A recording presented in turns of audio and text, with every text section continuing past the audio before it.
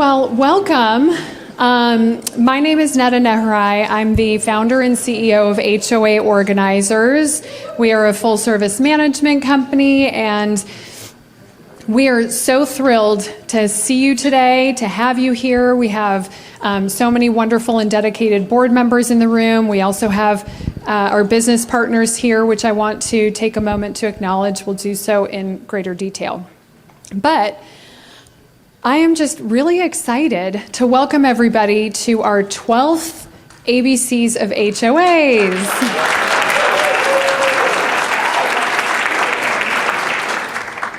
So many of you have come to this every single year. Do we have anybody in the room who's been here 12 years in a row? We have a few. Okay. Anybody who's been to at least 5 of these? Okay, we have a few. Amazing. Well, thank you, and it's good to have you back. Any newbies to the event? There's a lot. Okay, great. Well, hopefully you'll find that this is a valuable but fun event for you. So this has been a tradition of ours for over a decade. And really, we host this event because at the core of HOA Organizers, at the core of my values is education. I believe that educating our community managers, educating our board members really just elevates our industry. And so there tends to be a lack of information available and accessible, especially to board members. And we want to make it free and accessible to you. And so we've put together a really terrific schedule today to, again, empower you and elevate you with information that you can be equipped with to take back to your communities. And for those of you who were here in the room, I just also wanted to share that we are recording this. And so if you were unable to talk fellow board members to come to this event, you can let them know that they can catch this after the fact, probably in a few weeks once we have our wonderful production crew finalize our videos. But we used to host this event in person every year. And then we were stopped by COVID, and we had to transfer this over to Zoom. And as you know, it's not quite the same, but I know many of you still joined us on Zoom and you still attended and you still gathered the information. But we are happy to be here in person for the first time in, I think, about 5 years. So, yeah. I wanted to especially thank this woman over here to my left, Shauna Gatlin.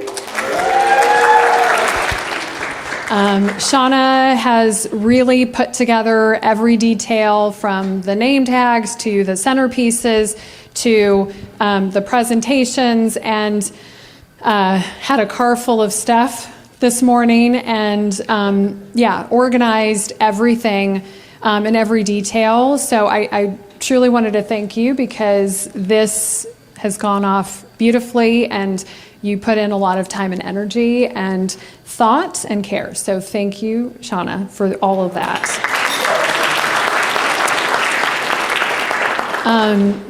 But it was a lot of work to find a new venue. For those of you that used to come in person, our previous venue burnt down. So we found this new venue, and who can be sad about this beautiful view that we have and a beautiful space. But we are happy to bring this again back in person, and we plan on doing this again in person every year thereafter. Something that we have started this year that I just wanted to share with all of you is that we are doing more webinars, short little segments of webinars. And we're actually doing our first webinar for homeowners in January, specifically related to how to read financials and how to read budgets. There's going to be a little bit more about that later, but if you follow us on our website and receive our newsletter, that's a great way to keep in touch, to hear about webinars that we're putting together both for board members and homeowners. So I would just say keep an eye out for that. So I did want to share a couple of things during COVID. Even though we had to slow down these events, it didn't slow us down as an organization. I'm happy to share that we expanded our territory and our reach. We are now in Northern California. We are also in Washington State, but we still fundamentally have always serviced our Southern California clients, and we're here, and most of us are here in person, again, with the ABCs of HOAs. But we are, again, just really excited to share about that growth. Before we begin our program, I did want to also individually thank our sponsors who are here today. First, I wanted to acknowledge our premier sponsors. We couldn't do this without our sponsors. Our sponsors help us be here. Our sponsors help us organize this event, and they contribute financially to make this a free event for all of you as well. So our premier sponsors today, we have Roseman Law, if you can wave and say thank you. And CM Squared, also in that corner. Thank you. I'm going to apologize in advance because I always feel like I butcher the name, so please feel free to correct me. Where's Maria? Okay, so Briscoe, Prowse, Cow, Ivester, and Basil. Sachs Insurance. And Chapman and Cherry. And Vantica. They're not here, but we appreciate their sponsorship. So thank you all for being partners in educating and empowering our HOA boards, but we also want to thank our exhibiting sponsors. So you all, most of you got a chance to go around the room with your passports, and hopefully you've brought your passports and completed them and delivered them to Helen. But we also want to please help me in thanking One Structural,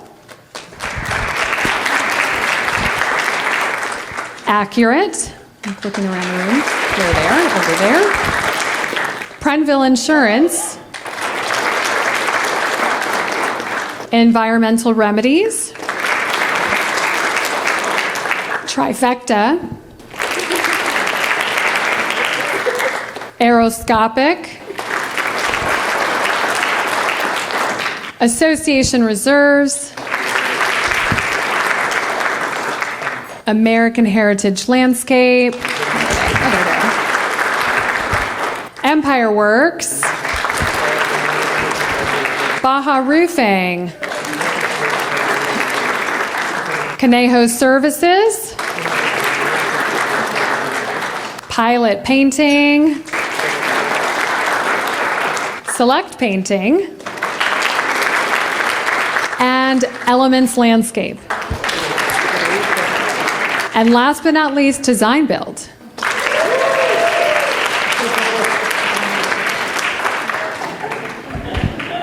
Okay, so before we start to kick off our educational lineup, we thought we'd start the day with picking 2 raffle winners right away. So why not do that? All right, we have 2 $25 gift cards that we're going to give away right now. So get your raffle tickets out. And I'm going to call it 11754-006. Congratulations, $25 gift card. A $25 gift card, Helen. And then the next raffle ticket, we're going to pick 11754-091. Okay, we've got another one. So another $25 raffle prize. Congratulations. So we thought, let's start the day off with some fun. All right, and we've prepared a little video for you. Thank you for being a friend. Travel down the road and back again. Your heart is true. You're a pal and a confidant. And if you threw a party, invited everyone you knew, you would see the biggest gift would be from me.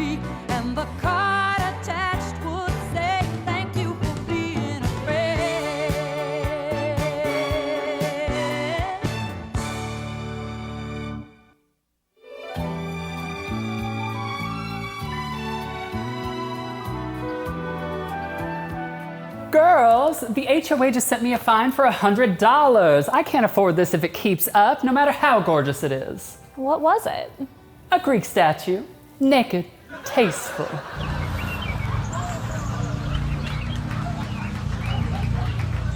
Blanche, you call that tasteful? It was neon pink. The neighbors thought the Flamingo Hotel moved in next door. Blanche, as much as I want the mailman to keep coming back, under AB 130, HOAs can now fine homeowners only $100 per month per violation. Only $100? Well, I can afford that. But Blanche, the HOA said it's distracting traffic. Of course it is, you nitwit. It's facing the street, not the garden.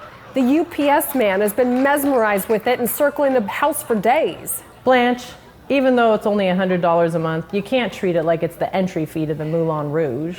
Well, Dorothy, some things are worth standing up for, especially if they're already standing in my front yard. All I know is that you better not put it in front of the mailbox again, because the mailman said he's gonna quit ya, hussy. And if he quits, and I don't get my polydent in time for my hot date, you're gonna have hell to pay. Well, fine.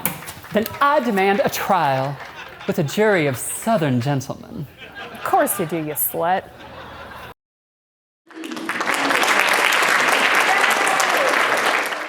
So for many of you newbies, you will learn that we usually put these skits together with our wonderful production team.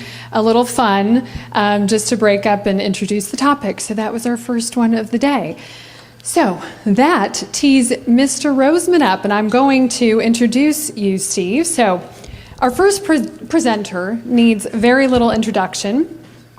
Steve Roseman is the founder and managing partner of Roseman Law, one of California's premier HOA and real estate law firms. With nearly 30 years of experience representing hundreds of associations, Steve is both a trusted general counsel and a seasoned litigator with extensive trial and mediation experience. He is a statewide educator, a past CAI chapter president, a legislative advocate, and a multi-year super lawyer recognized for his leadership and expertise in the CID industry. Please join me in welcoming Steve Roseman, providing legal updates.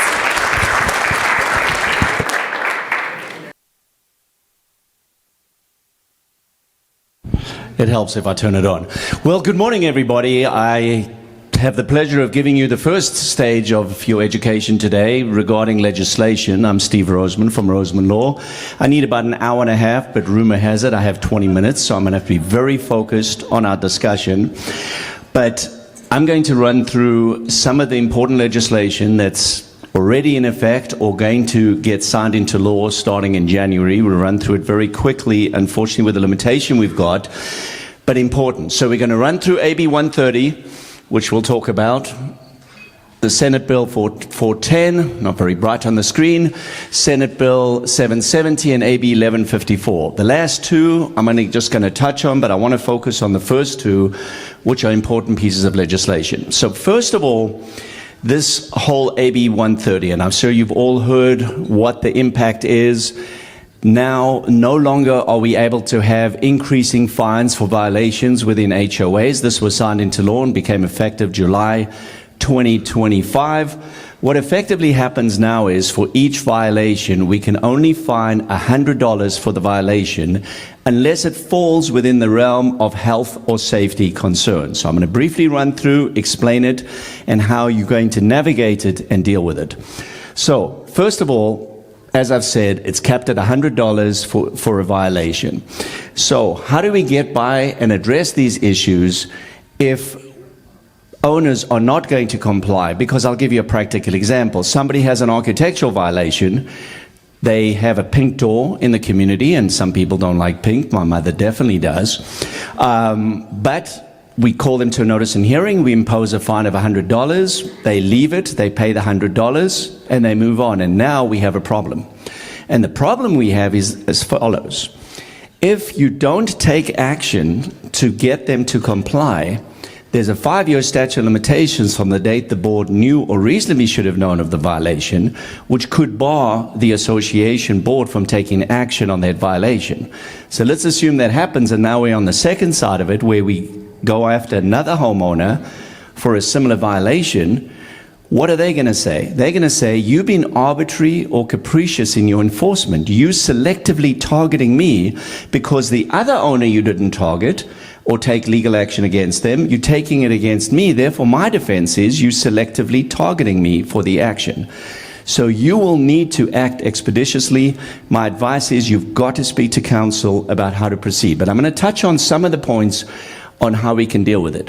What makes this piece of legislation tough for us is as follows. So let's assume the violation is hoarding or excessive noise or a dog off leash or violations that fall squarely within the health or safety concerns. How do we address that issue? Well, the way the law is written, it says that in order for an association to impose a fine in excess of the $100 for a health or safety concern, you would have to, 1, call them in for a notice and hearing, 2, listen to the evidence and determine that this falls within the exception outside the $100 cap. Then technically the way it's written, you will have to convene an open meeting, generally speak about this violation. In other words, say, I'm not going to name the person, but the person who has a Rottweiler that was off the leash in front of building A yesterday at 3 o'clock, it's a health or safety concern. Obviously, everybody knows who it is, so the privacy issue is in question. Determine that to be a health or safety concern, go back into executive session and impose a fine. It is absolutely crazy to think you would have to go through these steps. And remember, if you noticed an open meeting to define health or safety, you would have to post a notice and agenda 4 days before, and you would have to allow owners under the Open Meetings Act to each get an opportunity to speak before you have that hearing. So how do we get around this issue for that purpose? The way to do it is either some amendment to the rules whereby you predefine what health or safety concerns are, and you list them out and you send it out for 28-day comment, or you pass a resolution by the board in an open meeting and start defining what they are. Hoarding, smoking in units, noise, off-leash dogs, etc., depending on your community and depending on the threshold or tolerance from each board. Speak to your counsel, but you should predefine those so you won't have to go out of the executive session into the open meeting and back again. You'll just be able to impose it at that time. A couple of other important points with regard to that. First of all, what is a violation? So if somebody takes the trash cans, leaves them out, puts them back, the problem with this legislation says now they've complied with this violation and they've corrected it. Therefore, even though you've called them to notice and hearing, you now can no longer impose a fine because they've corrected the violation before the hearing. So let's assume they do that every single time. They've cured it. How do you address that problem? Second, if they take the trash cans out and leave them out and not put them back and you impose a $100 fine, if they're leaving them there, it's just going on and on and on, and they haven't cured it, but at the same time, it's the same violation. So the challenge comes in, how are we going to address these ongoing violations, and how do they fall within that? I could drill down in a lot more specifics, but I obviously have limitations in time, so I'm going to make sure I move on. Speak to counsel, speak to any attorney, and we'll go into a lot of detail on this, and we have a lot of information with this, and I'm sure a lot of it will be determined by case law. One of the other provisions it says is that they can give a financial commitment to cure a violation. You still can't impose a fine. Not certain what that is that they've signed a contract now to get the work done and they're going to do it within a reasonable time period. There's a lot of challenges with this law, a lot of issues with regard to violations. I will tell you, I've taken the position that certain violations are non-curable. So if somebody throws a party on a Saturday night, they finish their party at 6 a.m. in the morning, and they go to the notice and hearing and say, hey, that was last Saturday. We finished the party at 6. We're not partying now. Therefore, why would that be? We've corrected the violation. My opinion is those violations are non-curable, and therefore we'll move forward with it. We don't know how the court will determine it, but we will see over a time period how you deal with it. One last point on this. Look at alternatives. Speak to counsel. For example, individual special assessments for damage. Does it allow the language in your amendment to your CC&Rs to recover reasonable attorney's fees and costs and expenses in enforcing violations? So you may be able to recover costs associated with violations Under your reimbursement assessment, I would like to be more detailed, but I'm going to just touch on that so you know about it. Some of the other things, you want to look at changing your rules to address suspension of common area amenities. So if somebody violates, do you then suspend their common area access to the swimming pool? Transponders at the front gate, so they have to go through the security guard. So there's ways of making it more restrictive or more difficult for people to use common area facilities if there's violations. So many points that we could talk about and methods of dealing with it, but just so you're aware. Let me touch now very briefly on the ADU fees. Strange provision that was thrown in under AB 130. There's so many different provisions that we incorporate. And by the way, this legislation passed in 2 days. We didn't even know about it till it actually became law under what they call a budget bill, which is unfortunate, but we are working next year to try and revise it or make it less complicated or beneficial to the HOA. But don't hold your breath, because you'll all pass out. From a practical point of view, you can no longer charge fees if somebody submits an application for an ADU. So I know a lot of our communities, when there's construction going on, we hire an outside vendor, like an architect, to review the plans. They charge a fee of $150 or $350, whatever the fee is. You can no longer charge for an ADU for that purpose. Don't ask me why it became law, because I understand the motivation to encourage construction. But at the same time, an ADU on someone's property is so significant. That's accessory dwelling unit, in case you don't know what that is. That's only in single-family type homes. PD is not obviously in condos. So how do you deal with that? What's going to happen? We believe you can carve it out. So if there's going to be landscaping around that's changed, you can charge a fee for review of those plans. But it is going to be a problem, and it is going to be a challenge for us all with regard to ADU fees. All right, 410. Let's talk about this. We all know what that's known as, the balcony bill, or we call it, or the elevated exterior elements. That all came down from Florida, and then, of course, in San Francisco when the balcony collapsed on a landlord property. So laws have come out whereby you all have to have an inspection under 326, SB 326, to inspect the decks, have an engineer or a design professional come out, look at the decks, prepare a report. I'm not going to go into detail about that report, but important to remember, needs to be done every 9 years. The cutoff date was last year, the beginning of it, so you now will make sure it's done every time. What's important here is why 410 came into existence. What happens to that report? We've had situations where associations have kept those reports separate, or if an owner's asked for them, just given them the one page relating to their property. Now, under this new law, there's an obligation to produce that document. If somebody's buying a unit, that has to be made available. Also, association records, as defined under the Civil Code, lists out various documents you have to produce. This now is going to be included. So if an owner requests a copy of that report, it's going to have to be incorporated or included as part of association records. Some of the other challenges we're dealing with is as follows. There is a position, let me go back for a second. There we go. So under the report now, it's going to have to specify this detail. The date the inspection took place, the number of units in the project, how many units were inspected, and all this information. Why is that important? I tell you why. Because the design professional, the person that's doing the inspection, now has to make all this disclosure. So the challenge comes in.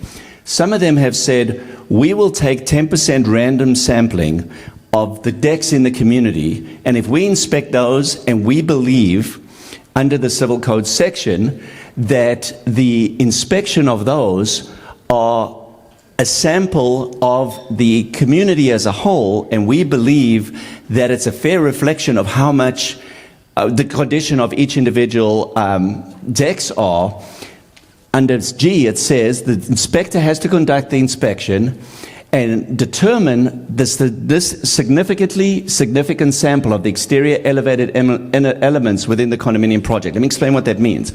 They take a sample, they then determine this is a significant sample of the community as a whole within 95%, and based on that, we believe the decks are safe. A lot of these design professionals, because the report's out there now, are probably going to say, look, I need more than 5% sample. I need to inspect all your decks to make sure they feel safe, because we're going to make sure they're the ones that are responsible, God forbid there's a failure.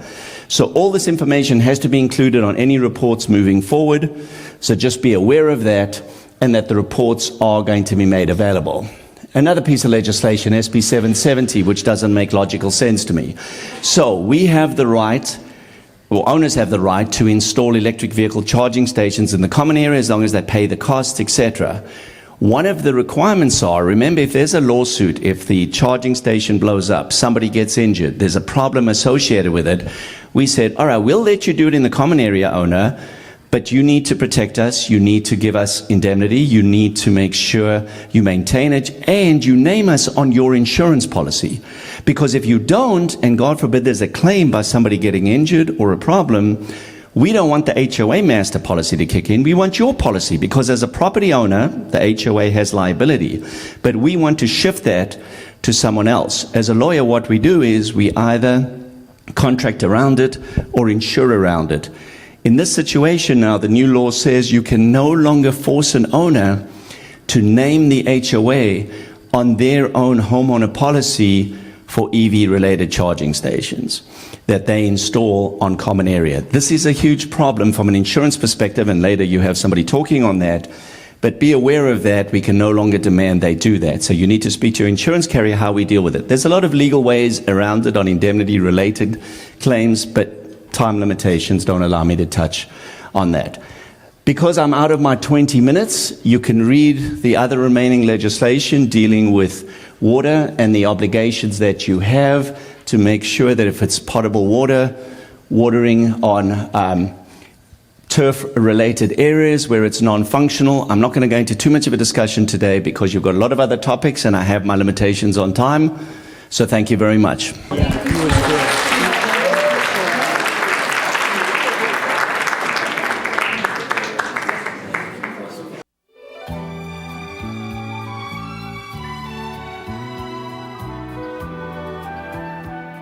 Girls, our HOA dues are going up. The insurance premium just doubled. Doubled? Well, why don't we just flirt with the insurance agent? That always works for me. Oh God, Blanche, the only thing you can insure with that act is an STD. Why is insurance so high? Can't we all just agree to help each other? It's because of risks, Rose, and the current insurance market. The board really needs to understand about coverage or we'll all be left exposed. Like Blanche on a Saturday night. Sophia!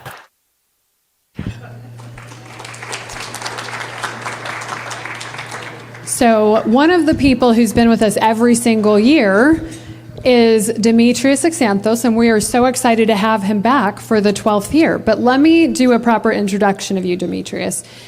He is the founder and CEO of Sachs Insurance Agency, where he also serves as chief educator. Demetrius began his career in the corporate insurance world, managing large-scale contracts for Fortune 500 companies before launching Sachs more than 20 years ago to serve the specialized insurance needs of community associations. He is known for making complex insurance concepts clear and accessible, and today his firm supports both residential associations and large commercial clients.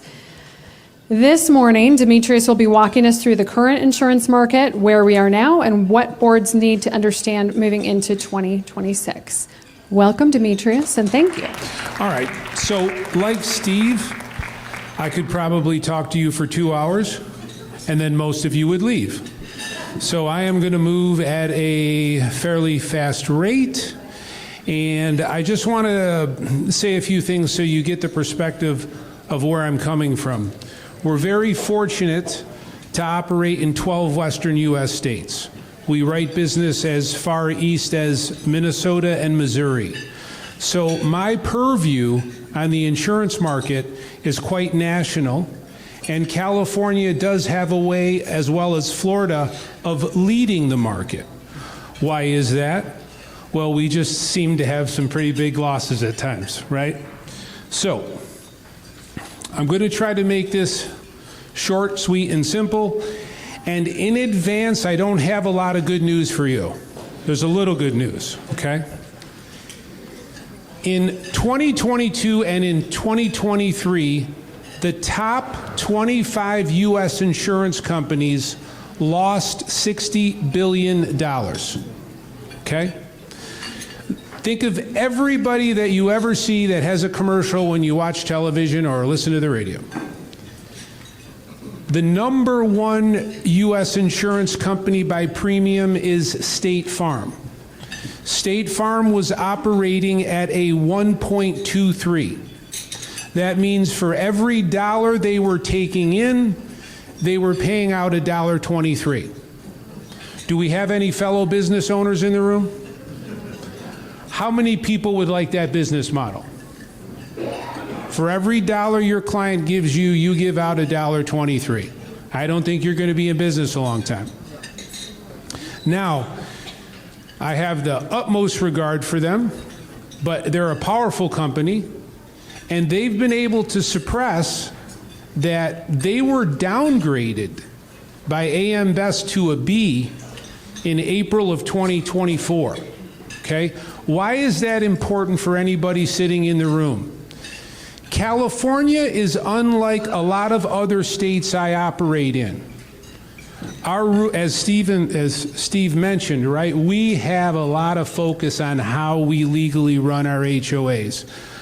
A lot of you have governing documents that state in the insurance section you should be seeking and having policies with a carrier that is A-rated or better. All right? Something you should note. Now, if you're a business owner and you're hemorrhaging, what are you going to do? You're going to look at what? What's causing your losses? Okay? And here's very simply what they determined. Their losses were coming from buildings older than 30 years old. Their losses were coming from buildings that were what we call frame, wood in nature, if you will, partially or non-sprinklered. They were coming from high brush areas, which we're all familiar with, and they were coming from coastal properties. Now, California checks the boxes on all four of those, doesn't it? Okay? Now, these companies, in order to get profitable, they've spent the better part of 23 and 24 refiling their underwriting appetites with every state they operate in. So if you are a carrier, you need to file your underwriting appetite with the Department of Insurance, California, Arizona, New Mexico, Colorado, and it takes some time. But they started here in California. So let's think about that. Older than 30, frame non-sprinklered, in a high brush area, near coastal, and oh, by the way, have very bad old electrical panels. It might be almost everybody in this room, okay? What they've done is now, no matter how long you've paid them premiums, you get this letter that now says, thank you for paying us premiums for the past 27 years. You no longer fit our underwriting appetite. Thank you. Okay?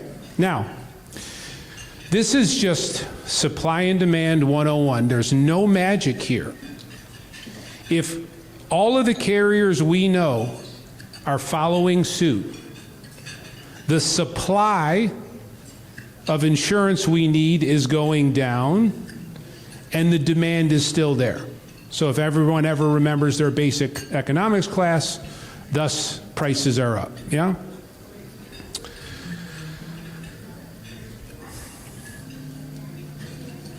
Now, this is a very important slide for me to read. As a community association manager, your role in supporting each association is varied. Some days it may feel that you need to be the expert on everything.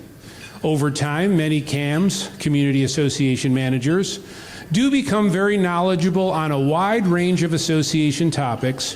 Few of those topics are as important and impactful as association insurance. Why did I want to spend a few minutes on this slide?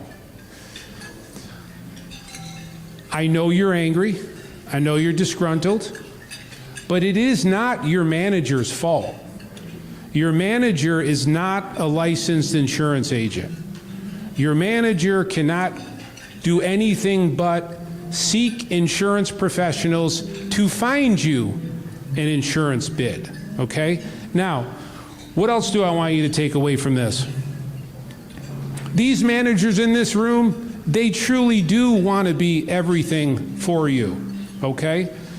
But what that takes is they need to lean into insurance professionals who can help them and who are equipped to help them in this marketplace, okay? So, respectfully, if you've been with the same agent for the past 27 years, this is not the time to cling on to them. This is the time to give your manager the ability to possibly seek an alternative option, okay? Now, board member keys. I'm just looking at my time. What do I want you to look for in an agent? He or she, or they, okay? You want to know that they have products that are not off the rack. They are products designed for the residential association industry. It should be your first question, because here's the biggest misnomer. You see your insurance as a single line item. And I do not say this disrespectfully, but I've been doing this for 24 years. Unfortunately, you operate on price. And this is not the segment you want to operate on price.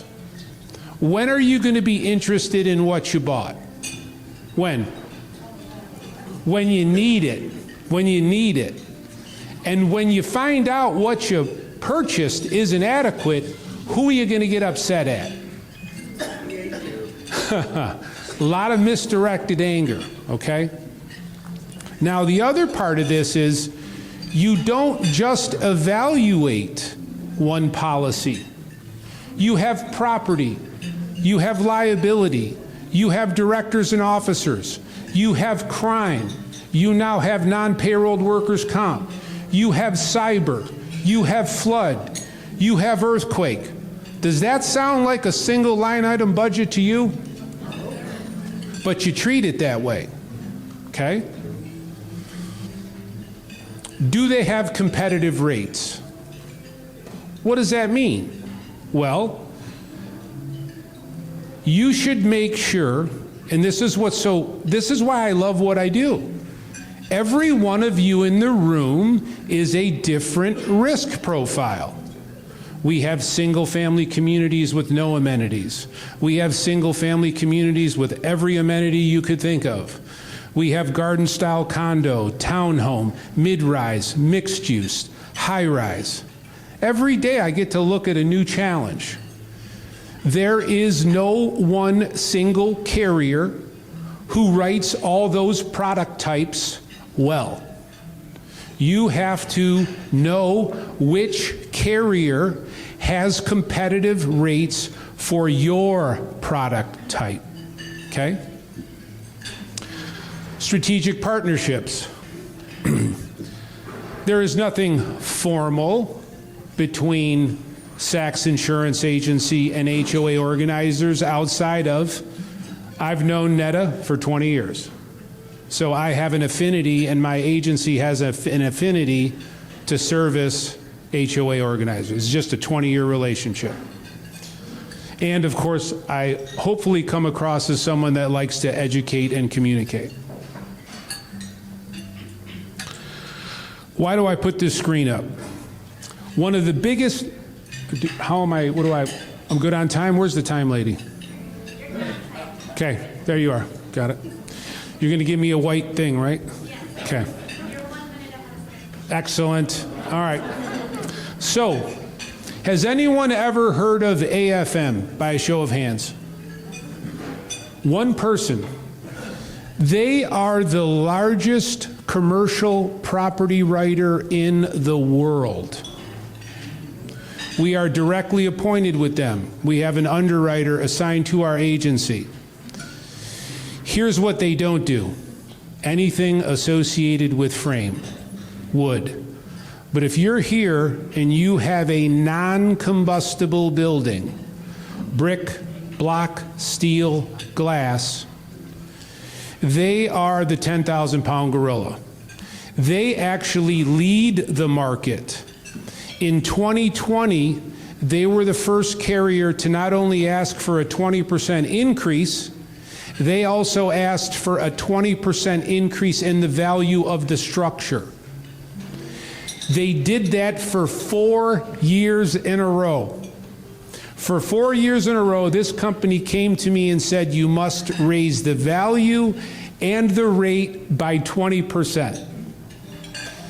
Then the rest followed, because they're the gorilla. Why do I put up Philadelphia Insurance? Philadelphia Insurance is a division of Tokio Marine.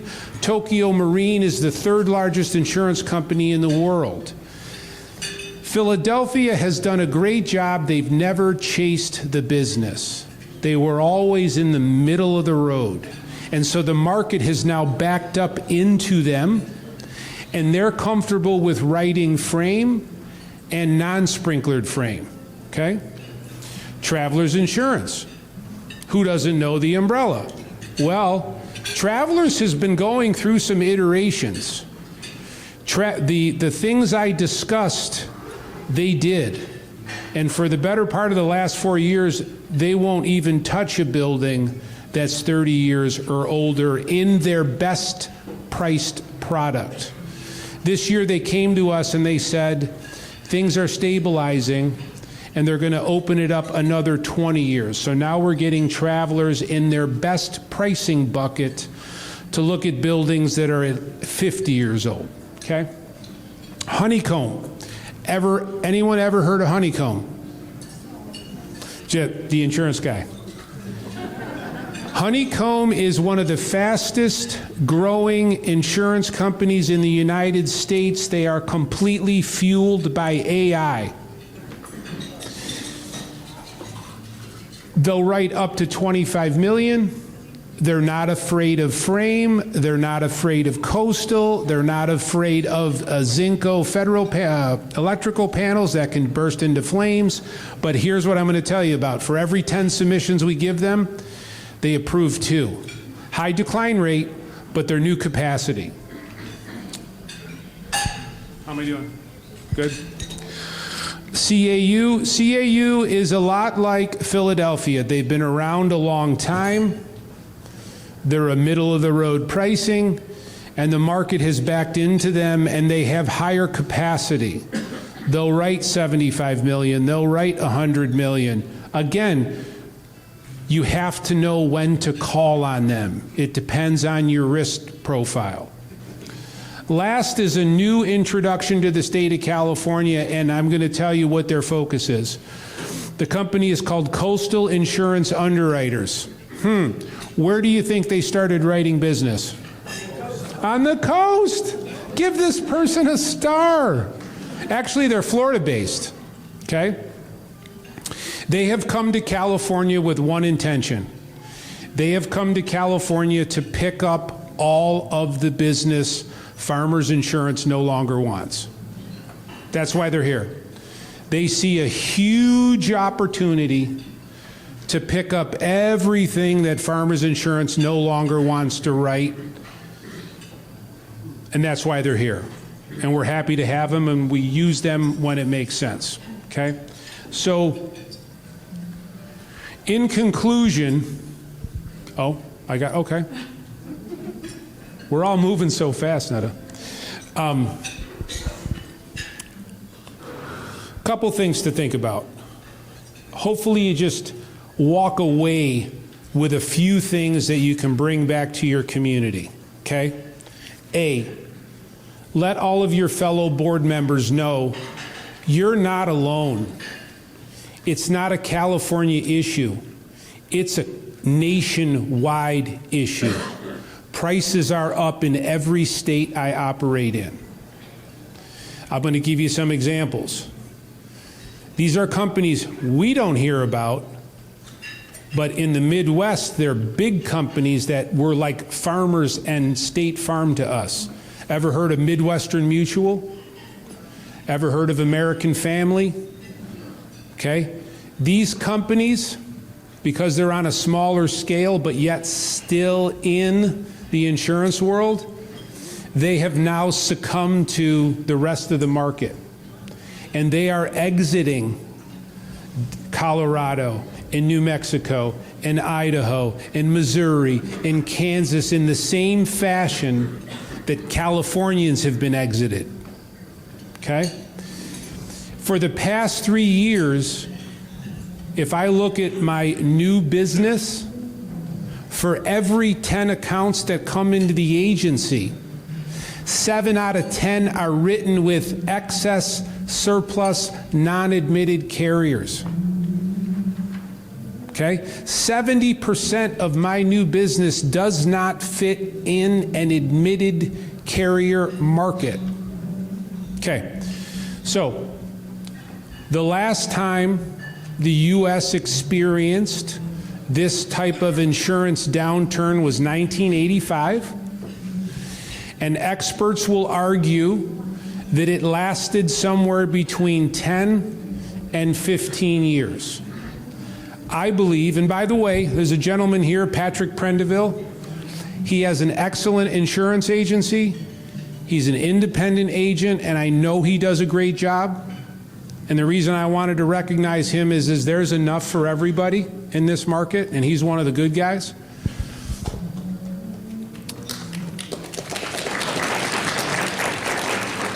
We are going to be in this marketplace till at least 2030, maybe 2035. Okay? Now, the good news for California is we started in 2020. So for any surfers, we've kind of hit the top. 2 minutes. I just got 2 minutes. The Colorados, the Idahos, the New Mexicos, they're kind of just coming into it. All right? I think we'll start to come out of it and find a new low around 2029, 2030. And I'm going to leave you with a couple examples to close out these 2 minutes. We've got an association in Northern California. The value of their community is approximately $100 million. And for a majority of their existence, they paid about $175,000 a year to get $100 million. They got reclassified to high brush. In 2024, they paid $1,033,000. Last year, they paid $833,000. In this year, we feel really good. We're going to get them. I know, don't applaud. We're going to get them down to about $600,000. This means that California, we feel, has peaked. Capacity is coming in, and we're trending back to a new floor. We'll never be the old floor, but we're going to get to a new floor. And the last thing, because I just got the 1 minute, guys, everybody's out to bid. You can't wait to the last minute. You got to have your manager start at least 90 days out.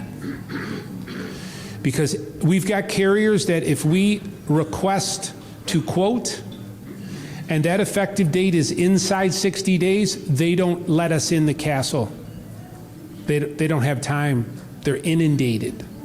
Okay? So if you're genuinely interested, you start early and often, day 120, day 90.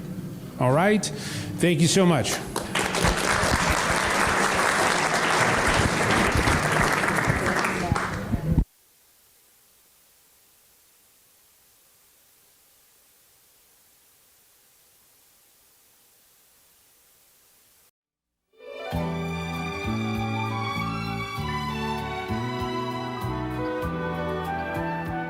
Girls, the HOA has asked me to run a board orientation and talk about succession planning. I do not understand why a board of directors needs succession planning. They're not kings. Rose, I'm training new leaders. We don't want them making impulsive decisions. Well, now, Dorothy, impulsive decisions aren't all bad. It's how I ended up with 2 Chippendales dancers and a timeshare in Reno.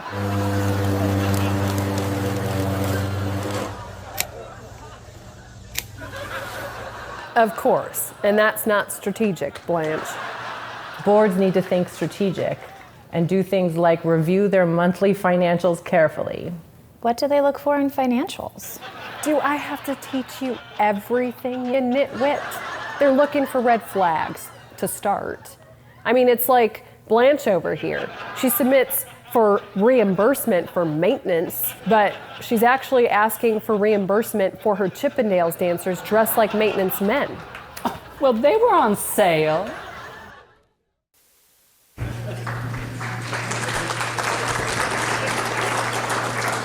Hello, everybody. My name is Matt Metters, and I'm the Chief Operating Officer of HOA Organizers. Thank you all so much for being here today. So, to continue our presentation, up next we are diving into a topic that only true powerhouses are brave enough to tackle. Bad board members. None in this room.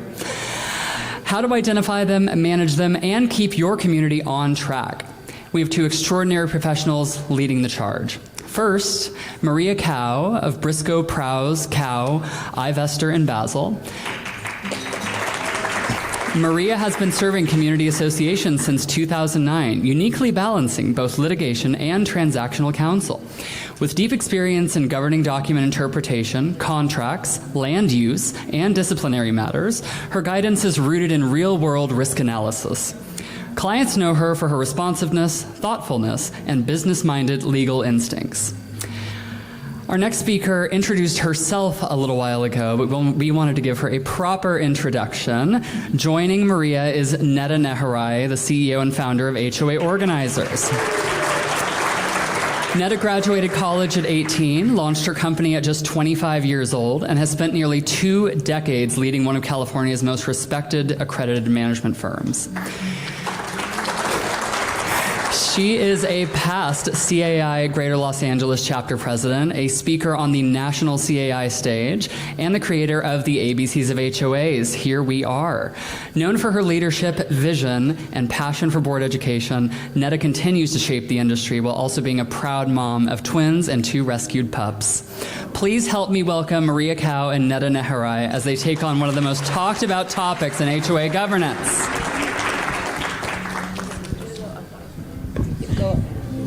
Thank you, Matt. Now, I just want to preface this by saying I'm going to be more of a supporter. I'm not the main speaker. It's Maria here. But I wanted to start off by asking you all a question. How many of you have experienced or had a rogue board member on your board? Raise your hands. All right, look around. So we've all had some of them before. And today's topic is really about addressing it. And, you all are the people in the room who are really interested in making sure that you do the right thing. You're educating yourselves. You're here and you're dedicated. And, first of all, a round of applause to you for being here. Please. Yes. But how do you help your community when you have a rogue board member? So today, Maria is going to be talking about and sharing some stories and actual case law around some things that have actually happened. And then hopefully you can be equipped with some case law so that if you see these types of scenarios in your communities, you can explain what happens, what the repercussions are, and again, be able to arm yourselves to try and prevent bad board members from going rogue. So Maria, take us away. Well, thank you. Thank you for having me. Happy Saturday, everyone. Our presentation for this segment is called Bad Board Members, but it's just like a funny title for us to introduce you to the concept of fiduciary duty. So let me give you a quick primer before I get you into the juicy stories I'm about to tell you. Serving on a board of directors for your homeowners association, you don't get paid anything, but you have some really hefty responsibilities and duties and legal obligations to your membership and your neighbors. And it seems like a very heavy topic because you have to engage in a lot of decision making on a very regular and routine basis. And gosh, it would be a really scary thing if you thought to yourself with every decision, can I get sued? Am I going to personally owe millions of dollars over something I did wrong, or something I didn't know how to do because that's not my background, because I'm really just here volunteering. So, generally the core principles of fiduciary duty is your duty of undivided loyalty, duty of good faith, and duty of care. I'm going to start with duty of good faith only because there's a statute that specifically defines it for you, and I'm going to read you the statute and you're going to feel like it got more complicated than what you thought it was. But the California Corporations Code defines your duty of good faith as follows. Good faith means and includes the duty to refrain from willful or wanton harm or malicious conduct, to avoid discriminatory conduct, and to make full disclosure of information in order to prevent someone to whom a duty is owed from being misled. And oftentimes, when the statute gives you a lot of words, you just get more confused. You're like, what does that mean? Like, what does my duty of good faith mean? And I'm just going to break it down quite simply because these are concepts you learned in kindergarten. Your duty of good faith is generally try to be a good neighbor, okay? Try to not act in a self-interested way. Don't engage in dirty dealing. Try to make decisions that are on par with being the best decision you can make for the entity as a whole. You're not going to make decisions because you want to have some kind of personal vendetta or some personal goals or, whatever. You're just trying to do your best for your neighbor. You have a duty of undivided loyalty. What does that mean? That kind of strikes upon some of the concepts we were just describing earlier. You don't want to engage in self-dealing. You don't want to you don't want to create fake companies to issue invoices to the HOA that you pay yourself into. You don't want to engage in any of those kind of like scammer activities to enrich yourself. You're not doing anything like that. You're not only going to be paying attention to your friends in the membership. You're going to be paying attention to the membership at large and what's best for the community. You're going to abide by your governing documents. And then lastly, the last core principle of fiduciary duty is your duty of care. You are not expected to be the expert at every thing out there. Really sophisticated construction issues, sophisticated contract issues, sophisticated repair and maintenance issues, sophisticated financial issues, sophisticated insurance issues over here. You guys just have to have the right team and consult with your right team members. And, maybe it doesn't ultimately result in the perfect outcome, but it doesn't matter. You just have to establish a track record that you followed the right steps so that you can say, I fulfilled my fiduciary duty. Even though it didn't turn out the way I wanted, I still followed all the steps to make the best decision I could for my membership, for my neighbors. Okay, so our first juicy case study is about repair and maintenance. There was a case that came down in Santa Clara County Superior Court recently this year. It's Rancho Palma Grande versus Ridley and Shen. And these particular members, they live in a townhouse style condominium. They were experiencing a lot of water intrusion. They couldn't figure out why. They pulled up the floorboards and they found an uncapped well. Okay, so, this is why it's always wet in here, or that water keeps coming up here, because the well wasn't ever capped below the floorboards, and it's attached to a still functioning aquifer. So, yeah, it's probably going to be wet in there a lot. So the HOA started out doing the right thing. They started out getting an expert out there to say, hey, what do we do about this well? And you know what? Oddly enough, the expert went out there and said, we need to cap the well. We got to destroy the well, cap the well so that water doesn't come out and keep intruding your unit. Okay, that seems straightforward enough. What's the cost of repair going to be? $60,000. I mean, this project is a decent size. It's like about 300 units. They have like reasonable operating, regular reserves. Is there any challenge to just capping the well and doing the work below the floorboards, which is definitely in the common area? Yeah, apparently there was a big problem. The board president was like, I hate these people. I need a second opinion. And I'm going to shop some opinions and get someone who's willing to say, no, we're not going to do that, and you guys have to do that. So he got some, some lawyer who was, willing to say that, and then got some alternative vendor who was willing to go in on creating a fabricated report. And then this turned into a case that was litigated over 2.5 years. And guess what? It turned into a judgment against the HOA for over $7 million. A significant amount of that was punitive damages. A significant amount of that was attorney's fees. It was a jury trial that lasted over 60 days. I personally know the attorney that represented the homeowner, and the testimony that came out was like, watching an episode of Sopranos. It was just like an incredible amount of testimony that came out. And the scariest part about this outcome was that the board president was personally held liable for these damage awards.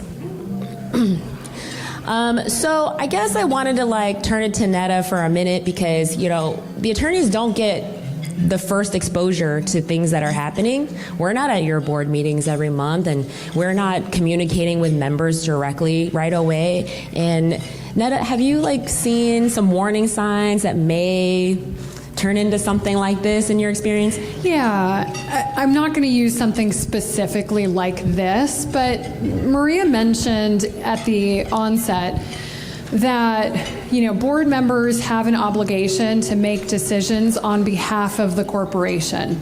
So oftentimes there's conversation, let's say around budgets, especially this year. Budget season has come around and we all have been hit with inflation, increased costs in every direction. And I'd say most of our associations, if not all, have had to consider increasing their dues this year. It's been inevitable.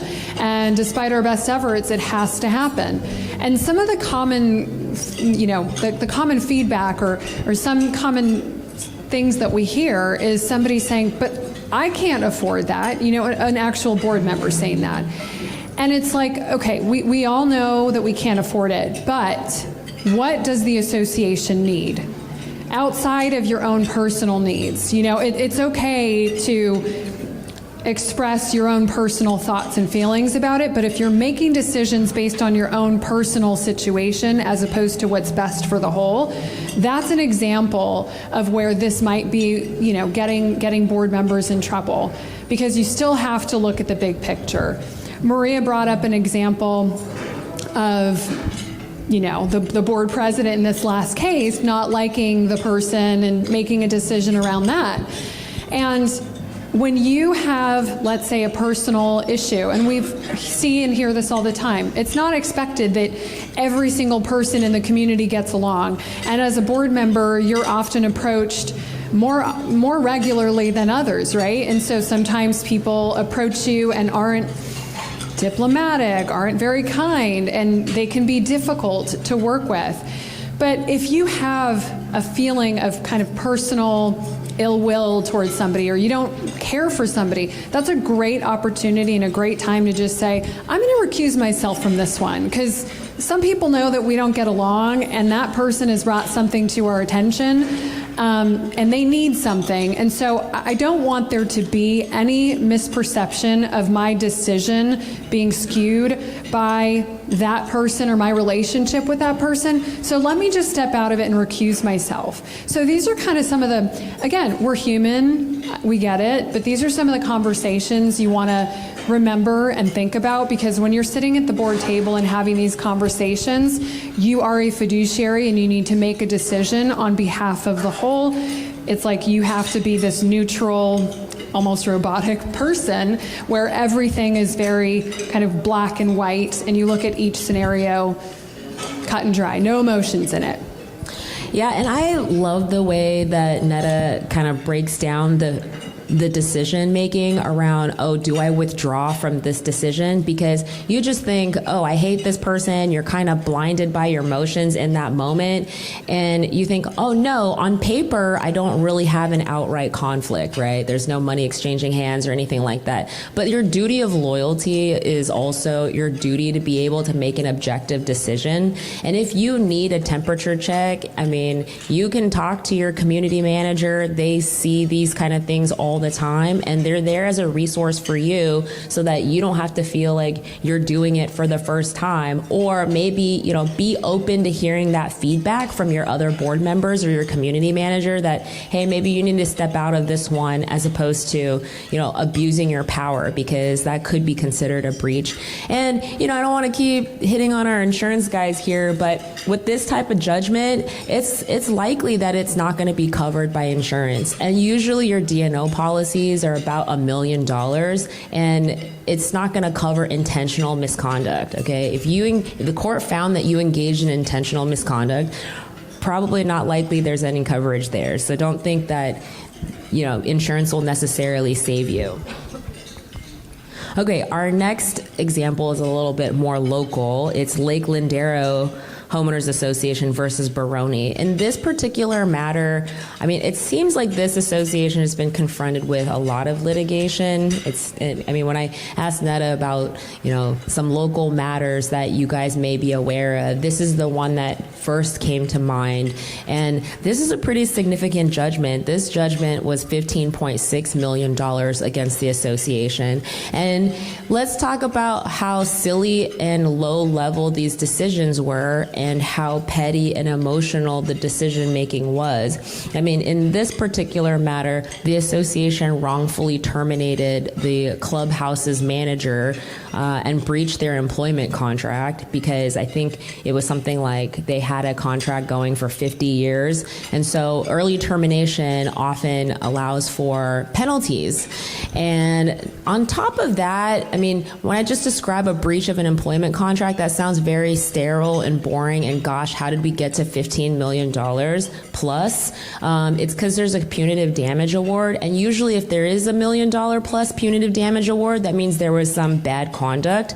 The bad conduct in here was there was some forcible removal of persons, there was some taking of personal property, there was some hacking into emails. So, these facts and details get very salacious, and you have to imagine, gosh, what is a jury of my peers going to think about what I'm doing with this? Rightfully so. I don't know why. Sometimes what happens is there will be a controlling person, a controlling personality that's on the board, and then the rest of the board members are just giving that person free latitude to just kind of do whatever and then vote along with whatever. Even if you're in the minority, I think everyone needs to exercise independent judgment, because there is, I don't want to say it's like a morality, but that's what you're voted to do. Otherwise, you would have a king of the HOA as opposed to a board of directors. Netta, do you have anything to say about warning signs for this type of behavior and how you can avoid it?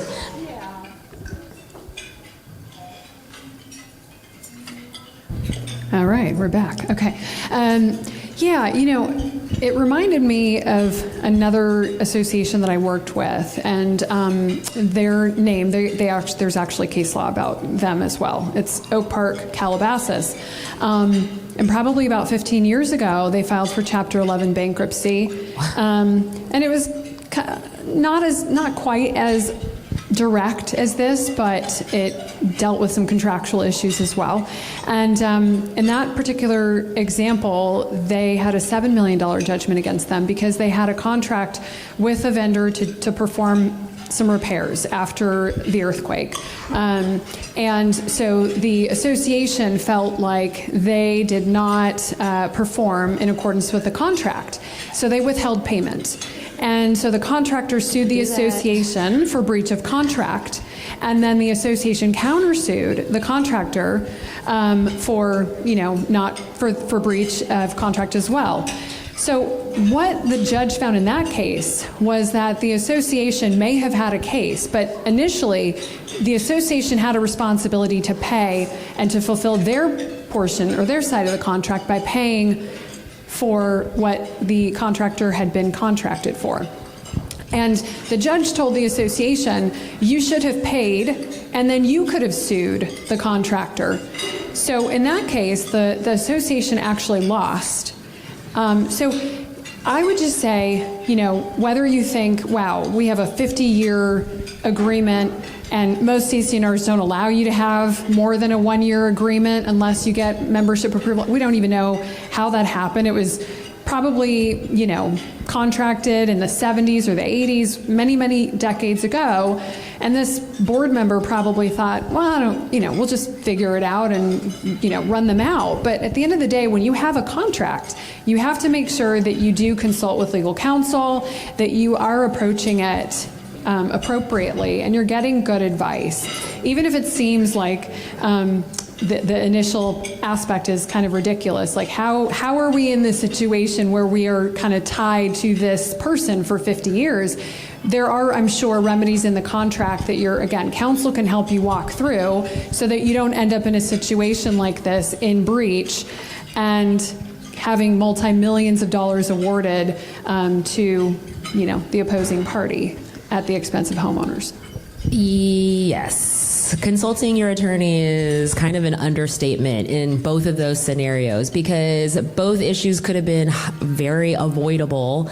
And you know what? If you want to get out of a contract, likely the other person doesn't want to work with you anymore either. So instead of, forcibly removing the person or like hacking into their email or rummaging through their personal things, maybe you just have your neutral third-party attorney talk to their attorney. They professionally engage in a discussion where what does it take for us to walk away from each other? And I bet you it wasn't going to be $15 million plus attorney's fees to do that, and not have all of this heartache and drama around just very professional dealings. In a regular professional setting, stuff like that would never occur. And maybe it's whoever that personality was that was elected that felt like they had free reign to engage in that way.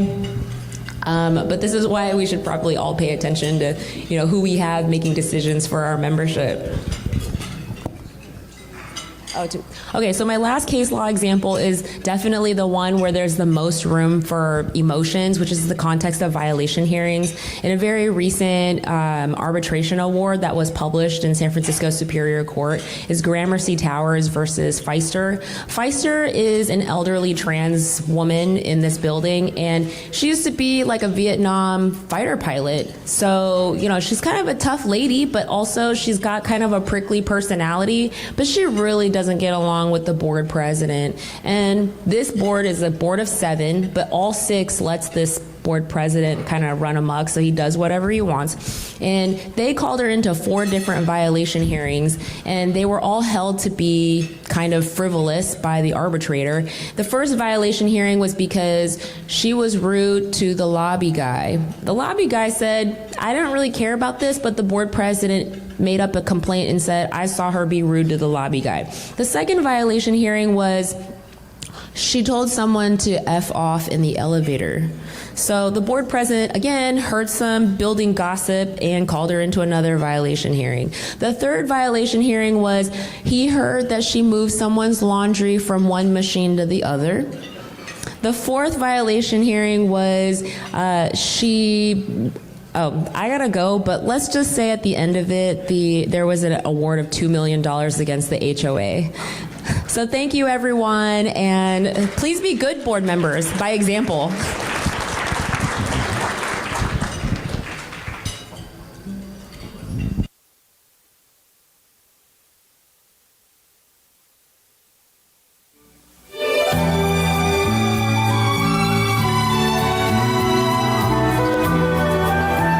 Girls, the board cannot make a decision on this construction project. They've been tabling it for 3 months. Maybe they just need a nap. In St. Olaf, we call that a kluflurfen. Rose, that is not helpful. What does that word even mean? We don't need your St. Olaf words.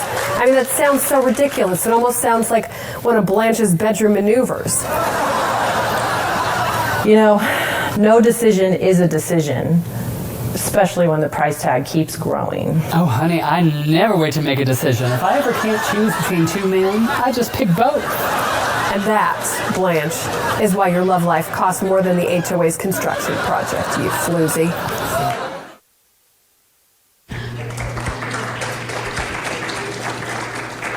All right, our next topic, if it wasn't clear, is no decision is a decision. So, I want to introduce CM Squared, and again, I'd love to tell you a little bit more about them, but they are going to be tackling the very real consequences that arise when board members delay, avoid, or postpone taking action. Whether it's a maintenance project, a safety issue, or a capital improvement, procrastination is a decision, and it often comes with a price. To guide us through what this looks like in the real world, we've invited the experts at CM Squared and Associates. Speaking is Shahrzad Gates, CM Squared's Chief Executive Officer. Shahrzad is a licensed general contractor with degrees in architectural engineering and construction management. She's known for translating complex construction challenges into clear, practical guidance for HOAs, backed by research published through ASCE and experience as an adjunct professor teaching construction management. Joining her is Alexander Amin, estimator at CM Squared. Alexander brings strong technical expertise, a detail-driven approach, and a proven commitment to excellence, enhancing CM Squared's ability to support communities and deliver successful projects. Please join me in welcoming Shahrzad and Alexander to the stage.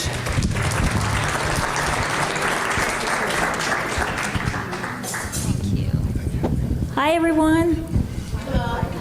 So we want to talk about the topic of no decision is a decision, but probably is the worst decision. So it is something that all boards almost struggle with. You need to make a decision, but you sometimes are thinking, you know, I want to make sure I'm making the best decision for the community.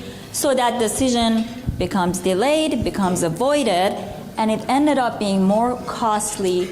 It increases the risk, it increases the liability for the HOA, and we are going to go through some examples to show you in the construction world how those impact the HOA overall.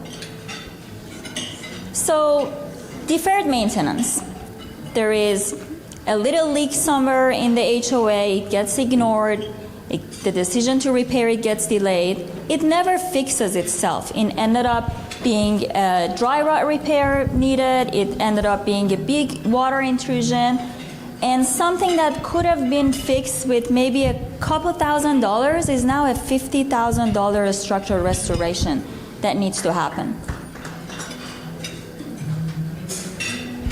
Structural damage from inaction. When we delay structural repairs, things like dry rot and water intrusion don't pause.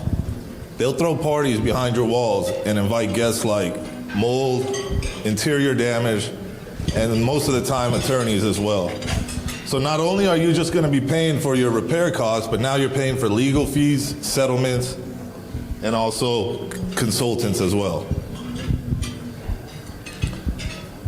Construction delays become expensive. A lot of boards don't realize this, that when you delay your decisions, the contractor stops the work. When this happens, the workers leave, equipment leaves, and then eventually when the board finally makes their decision and moves forward with their project, the contractor comes back. This becomes very expensive, and contractors love this term because they're just going to tell you it's going to cost you more money now. Sometimes over 10% more, so keep aware of that when you're deciding these factors. Don't take too much time. So I'm going to give you an example about what Alex just said. So for example, you are doing a balcony repair. We open up the framing and there's a lot more dry rot beneath it that needs to be repaired. A change order is issued and the board doesn't want to pay that change order fee. They weren't expecting it. They felt like the construction cost is going to be a certain amount of money, now they have to pay more, so they delay that decision. The contractor ends up just demobilizing, leaves the property, equipment are taken away, and now they have to remobilize when the board is ready to move forward with that change order. Things like this, when you know that something has to happen, it's better to just make a decision and move forward with it rather than delay it. That would end up being more costly. SB 326. So I know it was touched today. This is the Civil Code 5551. A lot of you are familiar with it for the condo buildings.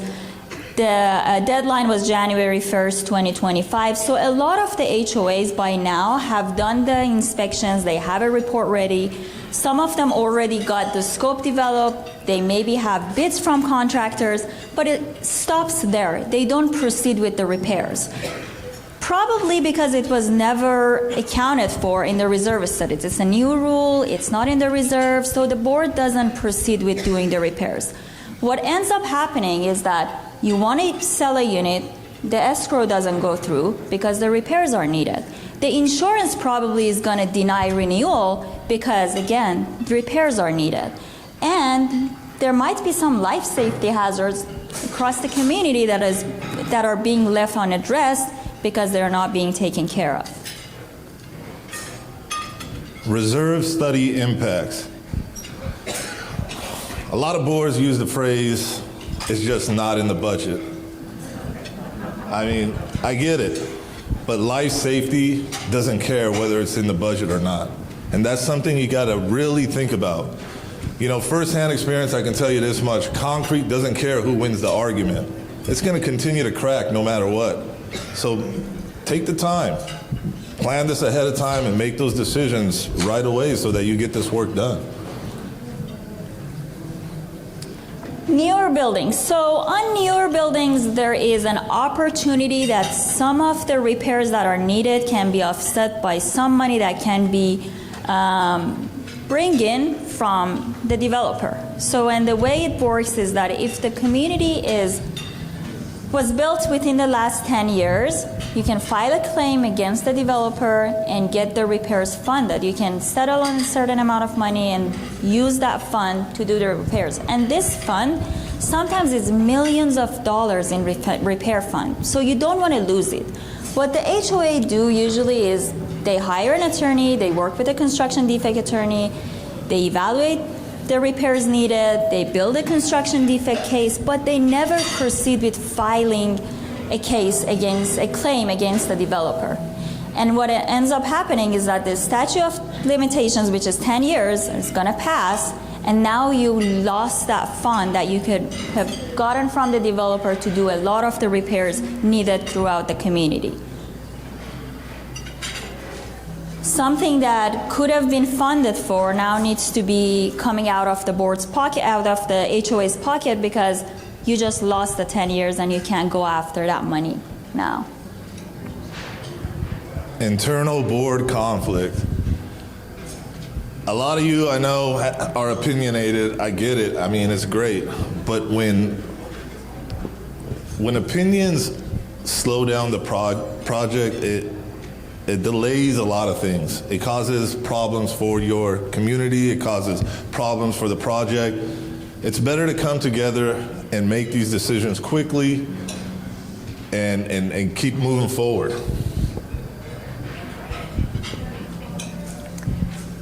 So we are going to now talk about the legal consequences of inaction. So for example, there is a minor leak on the exterior side of a wall. The homeowner comes out to the board, says, you know, there's a leak happening here. The board take a note about it. They don't do anything. And that ends up just go through the interior and damages the interior wall of the unit. Now the unit owner is going to file a claim against the HOA. They're going to sue the HOA. And now what could have been a minor repair on the exterior wall, now they have to pay possibly to relocate that homeowner, fix the interior, fix the exterior, pay the legal fees. So again, if you delay some of these decisions, it's going to end up being more costly than just doing them right away when you know an issue is somewhere in the HOA. Life safety risks. This is where it gets real. Trip hazards, loose handrails, raised sidewalks. It only takes one big fall, and now you're not just dealing with a repair issue, you're dealing with a liability issue. Something that would have cost maybe $2,000 just turned into a six-figure claim. I want to tell you guys a story about a homeowner that kind of dealt with a situation, and it kind of fell on the HOA for not making decisions quickly. This homeowner one morning goes out to his balcony to water his plants and notices under his feet it felt a little soft. He reported it to the HOA, and the HOA decided to make a note of it, but it just wasn't in this year's budget. They didn't take it that serious and just kind of moved along. Eventually, a couple of months went down the line, the homeowner reports some more issues, that there was slacking in the deck, and things were starting to look a little dark. The wood was looking moist and dark. And once again, the HOA, made note of it, said it wasn't in the budget this year, and felt like there was other projects that had priority over this one. Then in the middle of the night at around 2 a.m. One day, throughout the community you could hear something like a gunshot and a growl. And in the morning when everybody went outside, if you take a look at that picture there was no more room to sweep the problems under the mat because it went down into the neighbor's balcony. And these are the kind of things that you have to be aware of, because something that would have costed $40,000 to repair turned into a $1.8 million construction repair project. They red tagged the building, people had to move out right away, and it caused a lot of problems. Yeah, and similar to that example, it's another one regarding the roof. So a homeowner reports some staining, water staining on their ceiling. The board takes note of it. Another homeowner reports the same thing. The roof is 27 years old. They know it needs repair or replacement, but there is no budget for it at the moment. And they feel like, okay, there are some other works, maybe those are priority. We're going to get back to the roof. It's just that it's staining there. It becomes a major leak, and one night, one of the ceilings at Unit 178 just crashed down. So now, like something that could have been, again, a couple $100,000s to repair it is now millions of dollars in repair and legal fees. These are the things that can be prevented if the decisions are not delayed or not avoided, and things that we know are gonna need to get repaired, we just do them right away. Or we think about, I know sometimes, funding is an issue, but maybe thinking about, okay, how can we fund this? It needs to happen. So let's think about how to fund it. Do we need to do special assessment? Of course, the HOA, the members, they're not going to like it. But if something needs to happen, it's better to do it now than going through a lawsuit, than going through, a lot of additional costs later when things go south. And again, we just want to say that no decision is probably the worst decision. It's going to increase the cost. It's going to increase your risk and liability. So when there is something going on in the HOA, think about it and try to make a decision on it. Don't feel like I have to make the best decision, so let's just delay it. Let's avoid it because I'm not sure about the decision I'm making. So, thank you very much, everyone. Thank you so much. I know we have a lot of questions and construction related, and so don't forget those index cards if we haven't gotten to your questions yet.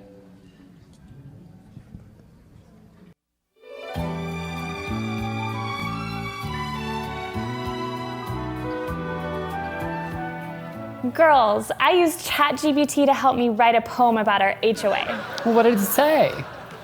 Roses are red, budgets are tight, pay your assessments or the board will indict. That's some ChatGPT or AI with some common sense. AI can actually help boards with reviewing financials, drafting letters, or answering homeowner questions.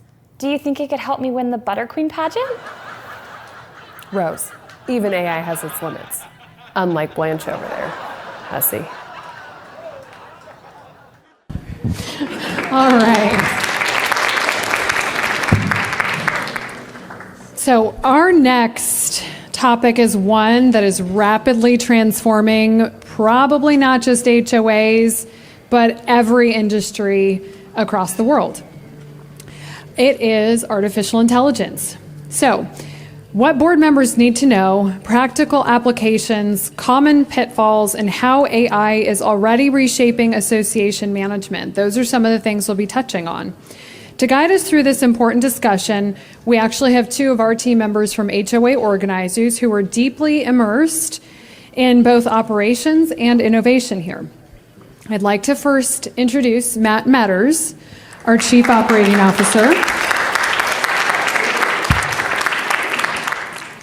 Matt joined HOA organizers in 2017. He ensures our entire organization operates as a well-oiled machine. With strong people skills, positivity, and operational leadership, he also spearheads our Northern California expansion and team. Matt has served on his local CAI board and legislative support committee. In fact, he's a current board member of CAI Basin, traveling annually to the Capitol to advocate for community associations. A USC alumnus with a real estate background, he is passionate about education, mentoring, and making the world a better place. He also is a member of his choir and is a tenor. So, fun fact about Matt. Joining him is Shauna Gatlin. Shauna Gatlin is our VP, Vice President of Organizational Advancement. She brings over 15 years of industry experience and leads our innovation, process development, and team success initiatives. She mentors our Southern California management team and has served in multiple leadership roles since 2013. Shauna is an active CAI leader serving on the Greater Los Angeles Board of Directors and is actually president-elect, so she'll be stepping into president of CAI Los Angeles in January. She also co-chairs the education and curriculum committees for CAI Los Angeles. Known for her commitment to exceptional service and her deep knowledge of master planned communities, she continually elevates how HOAs operate. Please welcome Matt and Shauna as they explore what AI means for us.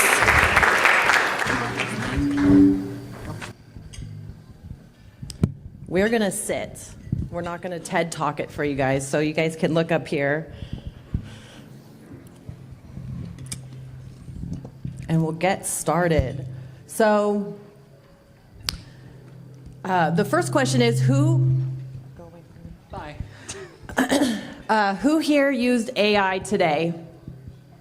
Wow. It should be literally everybody, because I promise if you used anything in your phone, you probably use some version of artificial intelligence. But you know, what we said in the slide is AI isn't futuristic. It's already a part of our daily life, and that really is true. And so on this next slide, we kind of listed off how it's in our everyday life. And I'll just quickly run down the list. Navigation apps, your email spam filters, customer service chatbots, which we have one of those if you guys have interacted with Noah, who is our favorite team member. No offense to anyone else, but he gets back to everybody within moments and works 24/7, 365 days a year. Language translation tools, facial recognition systems, banking and finance with fraud detection, retail and commerce, healthcare uses it, transportation, social media feeds uses algorithms and artificial intelligence to tell you what they think you should know. Smart assistants, image and video generation, content writing, music and art creation, personalization engines, and virtual companions. Does anyone here have a virtual companion besides Noah? Any AI our friends? Office? No? Okay. Well, it's just Any us. AI romances? That's Matt, that's just me. Stop. Oh, I see. Okay. Got it. So you tell them why board members should care. All right. So you guys are HOA board members. You're volunteers. Why do you care about this? Well, because of the many wonderful things that AI can do for you. AI can improve communication volume and expectations, whether it's getting information to your members expediently and correctly. Again, these turnaround times that are much faster than, frankly, humans can provide, 24 hours a day. AI can really improve manager workload, and that's something that we focus a lot on in our company because in the first year of us using our AI platform, Noah was answering 20,000 texts from homeowners. And with an 80% success rate, right? People said, yes, I got the information that I needed. And that's, 18 or 20,000 opportunities that our team did not have to spend minutes, that we were able to spend better servicing our communities. And again, improve service delivery. So here's what you need to know about AI. You're eventually going to need AI-related policies. Your legal counsel can help you draft these.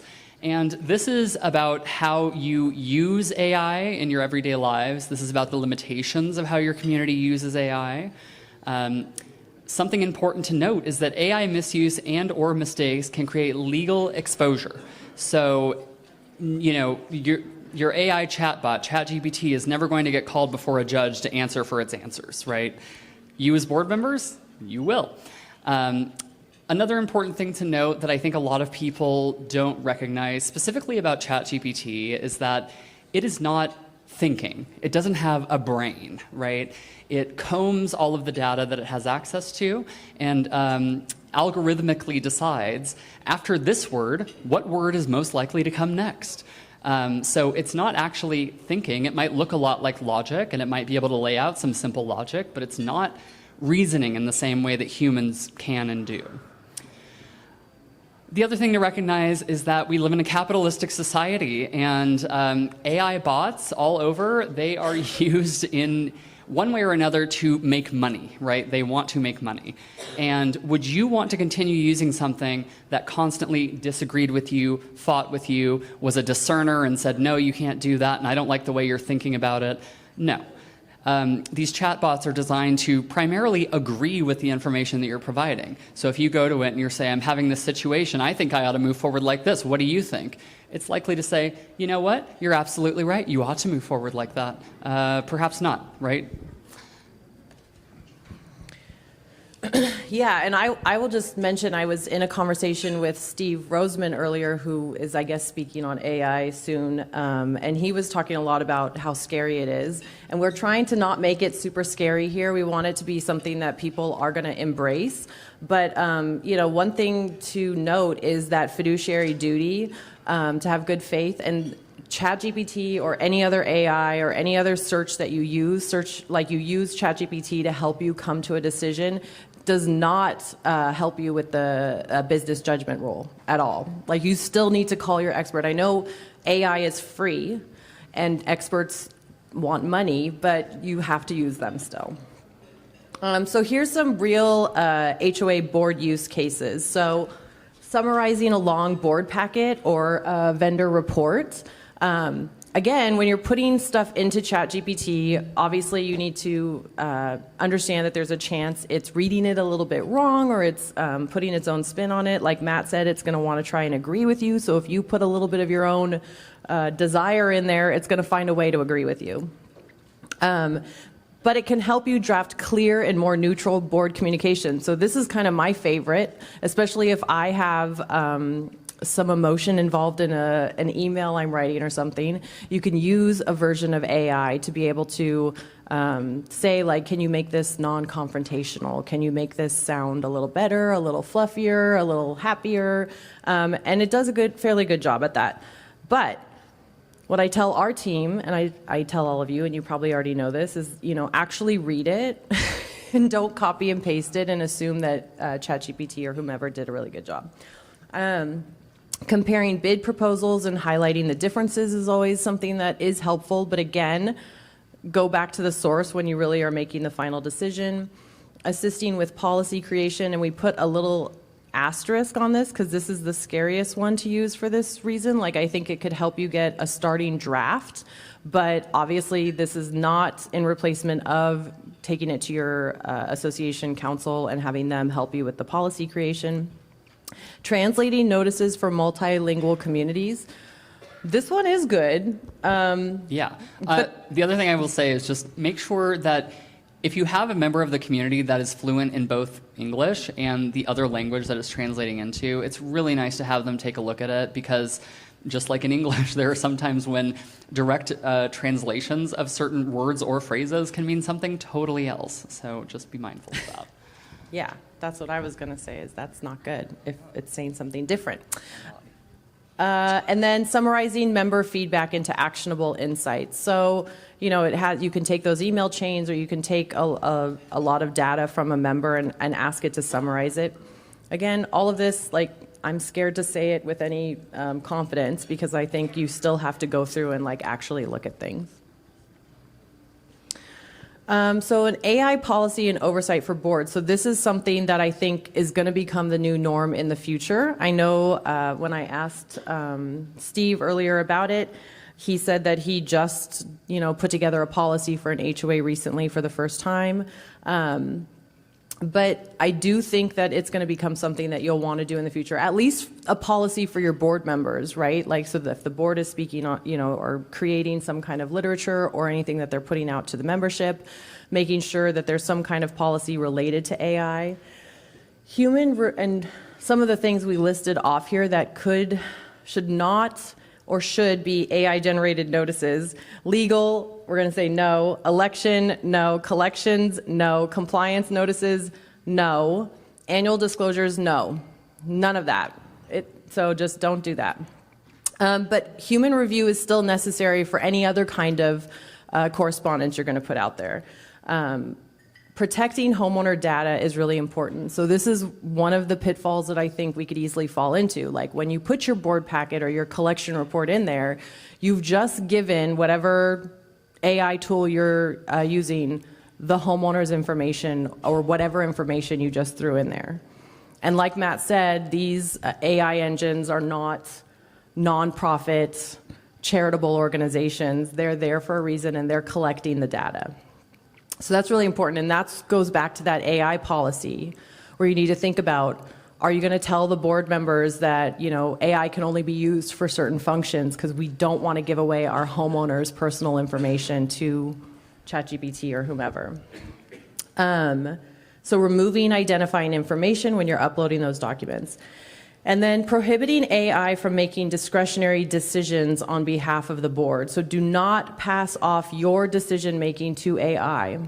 And that sounds silly, but it's not. It becomes really easy when you start leaning on it to help you write a non-confrontational email or whatever. You start to be like, oh, let's just see. I mean, AI is so good at, formulating some great information, but it's not a good idea, and you really do need to look at the actual data and not get yourself into some hot water. The risks are that AI might draft something non-compliant, and you're still responsible. Like Matt said, you cannot go into a courtroom and say, we need to bring ChatGPT in here because that guy or that company did it wrong. Incorrect AI-generated letters can create liability, obviously, and boards must prevent inconsistent or biased AI use. So, like Matt said, depending on what you're prompting it's going to kind of agree or go in a different direction based on your prompts, and then that could create inconsistencies. All right, so how are homeowners already using AI? I am certain that there are board members in this room who have received letters, emails from certain homeowners who have obviously drafted that using ChatGPT or another AI service. They're using it to write dispute letters. They get a violation notice or a hearing notice, and they say, I'm going to go in there and write the mother of all letters to get this kicked out. To write demand letters about something they feel ought to happen, to analyze CC&Rs, right? They're becoming armchair attorneys. They're putting the CC&Rs in saying, is this valid and reasonable or not? They challenge fines, or they create really aggressive template-based complaint letters. So they go in, they tell ChatGPT, here's the issue, blow it up. And ChatGPT will take that to the bank. Something that was talked about earlier today is this idea of a business judgment rule, right? Boards are generally protected so long as you're relying on experts. AI, not an expert. Humans, experts. So, AI-generated letters, they may include incorrect information, and in fact may include fabricated information, right? So as I mentioned before, it's taking what is the last word that I put out and what is the likely next word that a human would put out. And some of those are, names of associations, or, they're making up names of associations, or they're just making up court cases. They're making up legal precedent that does not exist. And you wouldn't know that. You have no way of knowing that unless you're an attorney and you're on Westlaw and you're figuring it out. But, as board members, just don't. So you guys need to be leaning on both your management team and your legal counsel to be guiding you in the right direction, right? The whole idea of hiring attorneys, of hiring managing agents, is to an extent you get to shift some liability, right? So you get to say, we relied on expertise, we talked to our counsel, they advised us to do this, and if you make a wrong decision, a court generally will say, you did what you need to do. Consistency, very, very important. Again, these little micro nuances in how you word things can lead these AI bots to frame things in a certain way or tell you to take certain steps. So you need to make sure that consistently the association is handing down enforcement. So a few things to remember is that you need to double check your AI outputs. There are hallucinations. It confidently produces inaccurate info, and then when you call it on it says, oh yeah, that's right, thank you for telling me. There's bias in training data, so all of the information that ChatGPT and other bots have, they're all fed by humans, right? Again, these things are not thinking, they're not reasoning, they're not philosophers. They're taking Descartes and making more things with it. And then integration issues with existing softwares. I don't think that's like a huge one that you're going to have to trample. I don't know if it's just on my algorithm from some AI bot, but I get those videos where somebody, asked the prompts and it shows you how they went through the prompts. And like Matt said, it'll come up with a fake court case. And then when you ask it specifically, what court or where was that exactly? And you start asking probing questions, that is when the ChatGPT is who I'm picking on because that's the one I use, obviously, will say, oh yeah, actually we did make up that court case and it's not real and sorry about that. And they have no liability. So if you might have shared that or, pulled it up at a board meeting, I could totally see a board, none of you, pulling it up at a board meeting, typing it in as you have someone confronting you during an open session and trying to quote something and respond, in real time, which you shouldn't do and you don't have to. You can just take the information in and do real research. And shooting out information that's just factually incorrect or a hallucination, that's crazy that hallucinations are real, but they 100% are. So now that we've gone through some scary stuff, what's the bright side? And we kind of touched on that earlier in our discussion, Matt did. But there is some cost savings to this if we put up those guardrails and we, only let the AI stay in its lane, that we can, reduce repetitive labor, which is where we have like our chatbot Noah. So Noah only answers the questions from the information we feed it. And it does not go on the World Wide Web. It only grabs from what we've told it, so we have the confidence that it is telling you right information. That's important, because if you enroll in doing any chatbot, and it does circulate on the World Wide Web, it could be answering an HOA question from North Carolina about your California HOA that's completely false.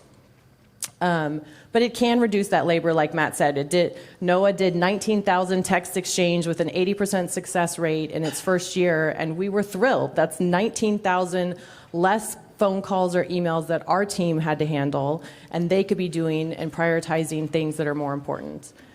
Enhanced homeowner experience, same thing. So some people want to get their account balance at 3 a.m. and can't log into their portal, and they can because Noah, my favorite team member, tells them. And more time for the managers and vendors to really focus on the relationships, being strategic, and having, providing high value work. I didn't move that. All right. So some takeaways from this, just high level. It's a tool, not a replacement for humans. There's a lot of talk about AI taking jobs, and people are real upset about it. I just don't see it happening for a good long while in many instances. For our industry, I think it's going to be a longer while. For attorneys, I think it's going to be even longer. And sorry, Hollywood. They're screwed. Sorry, Hollywood. I don't know what to do. Adopt AI thoughtfully. So it's not going away. Everyone else is using it. You have this tool. It can be a benefit. Let's use it, but let's be mindful about it. And an opportunity to enhance service quality, efficiency, and homeowner satisfaction. Okay, we've reached my favorite part of this session, and I actually did this with another group when I was speaking on AI, so I'm going to sit there, Netta, just so you know. But at the Greater Los Angeles Chapter's Expo recently, I did a talk with Adrian Adams about AI. And we did this really fun thing where we made an AI song together. So this is my favorite thing to do with AI, and I wanted to do it with all of you. So bear with me real quick. I'm going to a really cool website called suno.com. And we are going to create a song. And my son is an improv comedian, and I'm always at shows where we take audience participation, so I'm putting everybody on the spot, and I want you to give me an idea of what kind of music are we going to do. Is it country, rap? Reggae, okay. Reggae is the first thing I heard. Now, it's reggae, what is it about? It's about bad board members. What exactly about bad board members? What is this board member doing regularly? They're preventing access to their unit. What else? There's no budget. What? Oh, picking favorites? Okay. So they won't let us into their unit. They're complaining about the budget, and they're picking favorites all over the community. And it's reggae. Is it a male or a female singer? Male. I heard male. That was a 50-50. Is there any other thing you specifically want this song to produce? Male acts like the king. Oh, he acts like the king. I love that. Okay. All right. So you guys can see my screen right here. Give me just a second to type in our awesome info.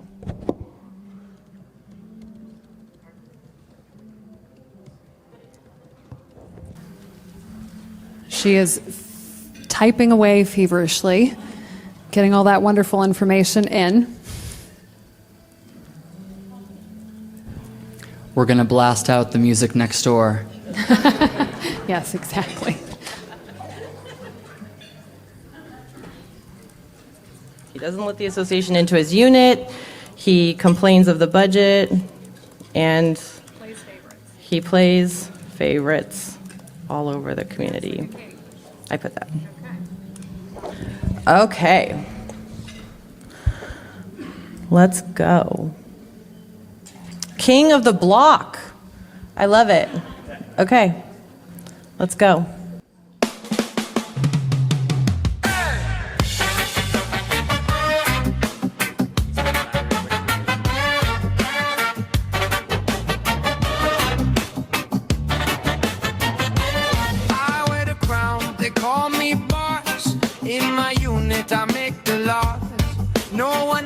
I lock the door. This is my castle, I need no more. The budget's wrong, I say it loud. Why fix the bullets for the crowd?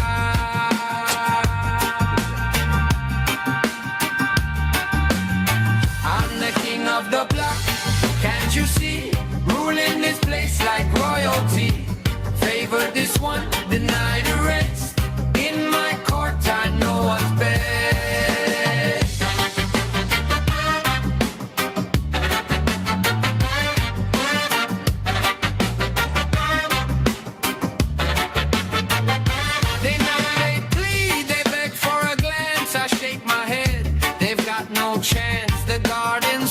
The sidewalk's cracked, I say we need a statue stat.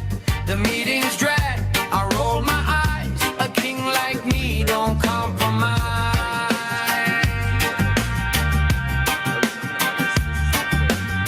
I'm the king of the block, can't you see? Ruling this place like royalty. Favor this one, they need the rest. In my court, I know what's best.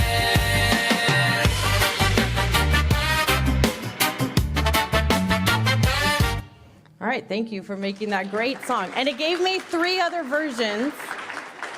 So we'll post it on our social media, and we thank this audience for creating such an awesome song. I have an idea. You should take the homeowner forum section of your meetings and take the topics and say, okay, everybody, thank you for coming to the HOA meeting. We've got a song for you, and compile. It was a lot of fun. Well, thank you, Matt and Shauna. That was wonderful. Thank you so much.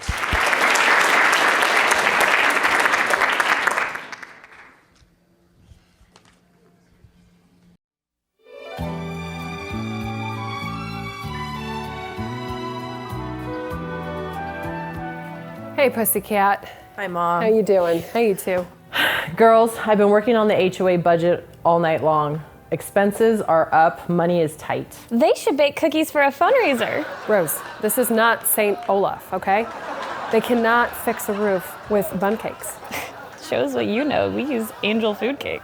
The board's really going to have to pay attention to the numbers, evaluate trends, look at the reserves, look at expenses, or they might miss something important. Honey, that is true. I never ignore numbers, especially not when they're from tall, dark, handsome men. I see. We used to balance budgets with cows. And even they were smarter than some of Blanche's boyfriends. Well, I didn't say they were tall, dark, and smart.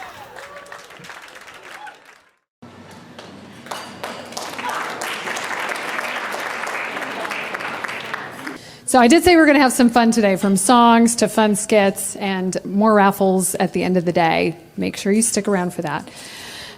So we are jumping in to from balance sheet to big picture financial strategy for community leaders.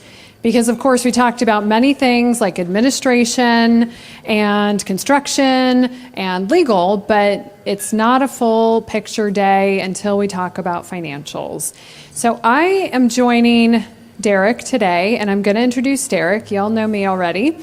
But joining me is Derek. He is our financial controller at HOA Organizers and is a certified public accountant. Derek came to HOA Organizers in 2022 with a strong background in financial management, previously serving as controller for a large multinational property management firm. We were lucky enough to snag him. A UC Santa Barbara business economics graduate, Derek leads our financial operations, standardizes internal controls, and ensures accuracy and compliance across every community we manage. His expertise in reporting, cash flow, and regulatory requirements empowers board members to make confident, informed financial decisions. He's known not only for his technical mastery, but also for his collaborative, solution-focused leadership style. All right. Okay, so being a member of the accounting team, obviously, I think everything, all the reports that are in your financial statements are important. However, the two most important ones are the balance sheet and the income statement. The reason being that all the other reports that are in your financials simply validate and tie back to these two reports. So I know that might be a little bit small for some of you, but this is an example of a balance sheet that's up there. The balance sheet is a snapshot at a specific moment in time. So in this example, it's as of July 31st, 2025. So all of those totals are as of that date. A balance sheet consists of assets, liabilities, and equity. The assets are things that we own or that are owed to us. So things that we own would be like our cash. We have operating cash, reserves. If you have any type of CDs or CDARs, those would be here in that section as well. And then things that are owed to us would be our accounts receivable. So things that we've billed to the homeowners that they haven't paid for yet. They still owe that to the association. Then we have our liabilities. These are things that are owed, that we owe. So our accounts payable, those are invoices that have come in that we haven't paid yet, so we owe that money.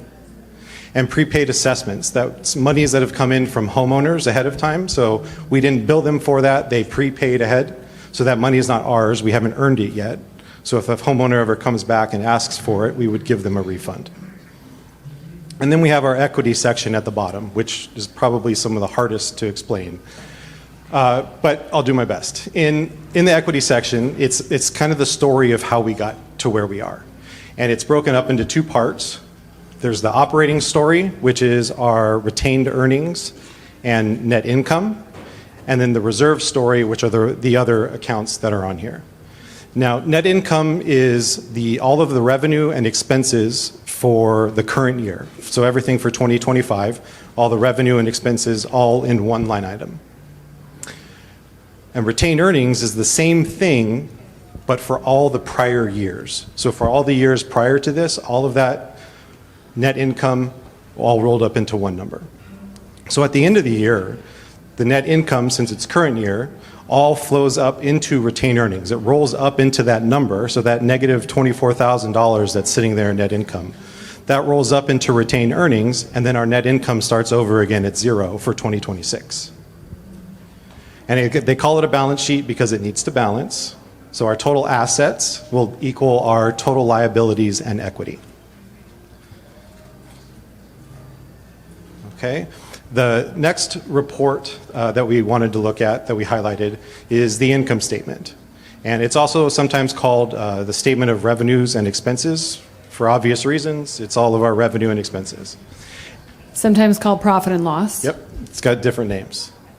And this report is a little bit different than the balance sheet. This is revenue and expenses, but it's for a specific period of time, actually 2 periods of time. On the left side is the current month activity, and on the right side is everything year to date. So it would be all the activity, all the revenue and expenses for all of 2025 year to date. On the top of the income statement is our revenue or income. That's just everything that we have billed to the homeowners on your behalf. So everything, the big ticket item here would be your monthly dues that are billed to the homeowners. So that top line item is called association fee income, and it shows what we've billed for the month and for the year to date. And each of these sections has an actual column, that's what we actually billed, versus the budget, and then the variance, which is just the difference between the actual and the budget. After the revenue section comes the expense section, and this is where it records everything that we've paid. So everything we paid for the month and everything that we paid in expenses to your vendors for their invoices year to date as well. As a board member, you'll want to look through this part of the report and find anything that sticks out. Anything that sticks out to you, there's an example on here for fence and gate maintenance. This association ended up paying $1,500 for something that happened this month, but they've only budgeted about $41. So they're over budget $1,400. If it was me, I'd want to know, what is that? Why did this happen? That's where your other reports come in. So you could look at your cash disbursements report, you could look at your general ledger, and so you could look in there and see, oh, that $1,500, that's made up of 3 different invoices to this vendor, all for some person who ran into the gate. So as you're going through, you're going to want to look at all of these expenses, identify any of those things that stick out to you. And then at the end, we come up to our reserve deposit allocation. That's just our monthly reserve contribution from operating to reserve to help you fund your reserves. And then at the very bottom, it says net total or net income. And that's just the difference between everything that was billed to the homeowners minus all of the expenses so far for the month and for the year. And then you'll see for this association for the year to date, they're negative $24,000 so far this year. And if you'll remember back to the balance sheet, that net income number of negative $24,000 was sitting there on the balance sheet. So all that activity all was just one line item on the balance sheet. The important thing, too, to remember about net income is this is just for a certain period of time so far, so that negative $24,000 is just where this association is at as of July. They can go up. Your net income will fluctuate. It will go up and down, and that's because your expenses fluctuate. Some of your utilities are going to be seasonal. Sometimes you're going to pay more in certain months than others, but ultimately your net income is going to fluctuate.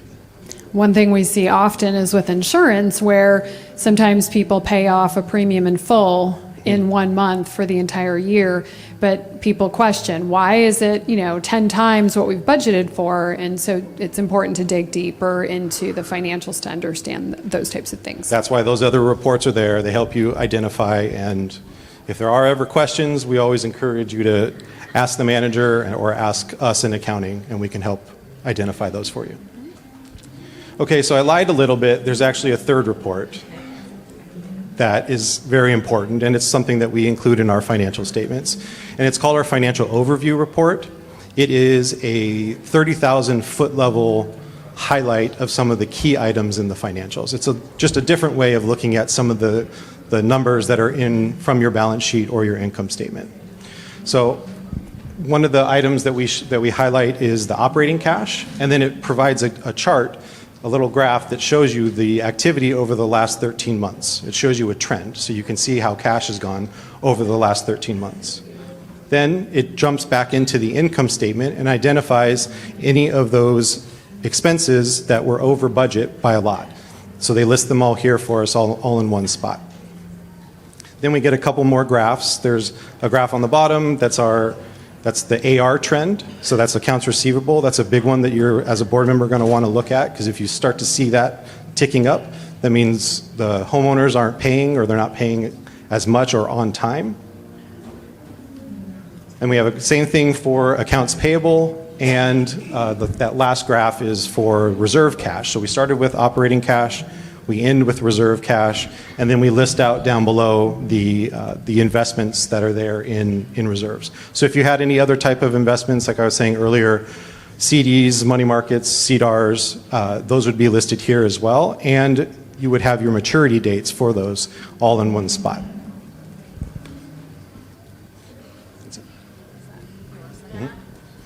Oh, there's one more. Okay. Just a personalized section at the end where we, either accounting or the management team, can provide notes to the board. Pat had one quick question. What is the difference between CDARS and just plain CDs? So the question is, what is the difference between CDARS and plain CDs? Well, Manny's. I know, Manny is here with our First Citizens Bank. Typically, if you have a lot of money, so if you have over $250,000, you're going to need to have that FDIC insured. So if you have a lot of money, you're going to end up purchasing CDARS because they have to go into a certain program. It's like a CD, but it's for when you have a lot of money. I'm going to ask Manny to stand up really quickly and just wave and say hello, and he can add a quick minute on this. But if you have any specific banking questions, he is our banker with First Citizens Bank and can answer questions about loans. He can answer questions about CDs, about money markets, about rates and trends and all that fun stuff. So feel free to go find him in the back of the room over there with any questions that you have. And of course, if you do have additional questions about the financial segment, please make sure to write it down on the card and we will pick it up. Okay, so we're just going to talk about some of the board's responsibilities when it comes to the financials. So laws keep changing. It used to be that boards had a requirement to review financials on a quarterly basis. And now boards have an obligation, a fiduciary responsibility to review financials monthly. And so we want to make sure that board members understand how to fulfill that and make sure that you are publicly representing that you're reviewing your financials on a monthly basis. But before we do that, there's a list of the items that board members must review per Civil Code 5500. So it's a current reconciliation of the operating accounts and reserve accounts. It's the current year's actual operating revenues and expenses compared to the current year's budget. It's the latest account statements prepared by the financial institutions holding the association's operating and reserve accounts. An income and expense statement for the operating and reserve accounts. That's one of the reports that we just went over. And the check register, monthly general ledger, and delinquent assessment receivables reports.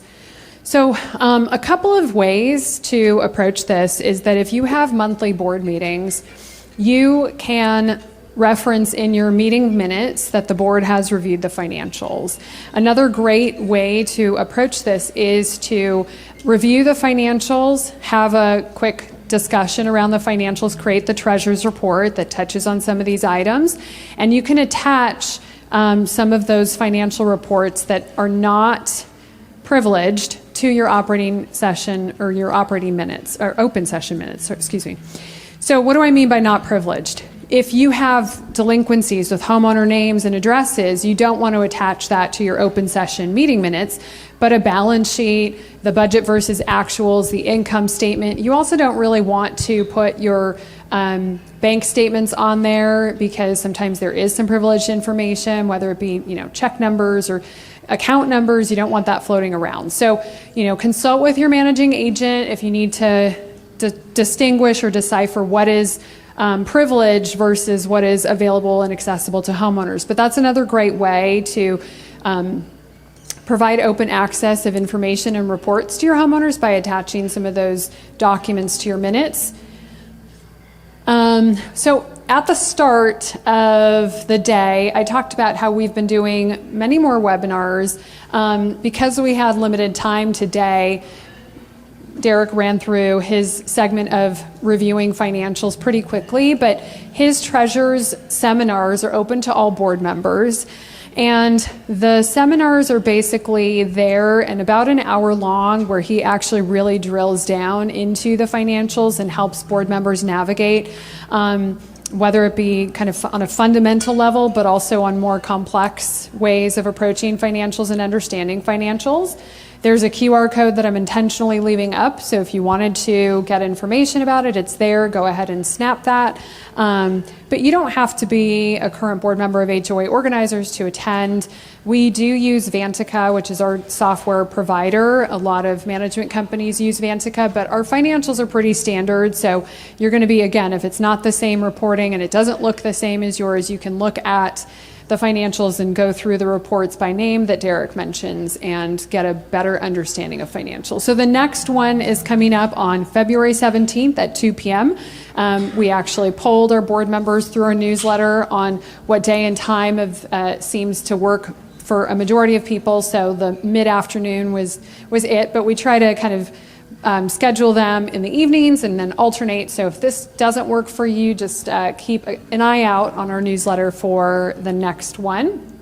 And then we also have our homeowner webinar that is geared towards homeowners. And that is specifically a session that's going to cover budgets, reserve studies, and annual disclosures.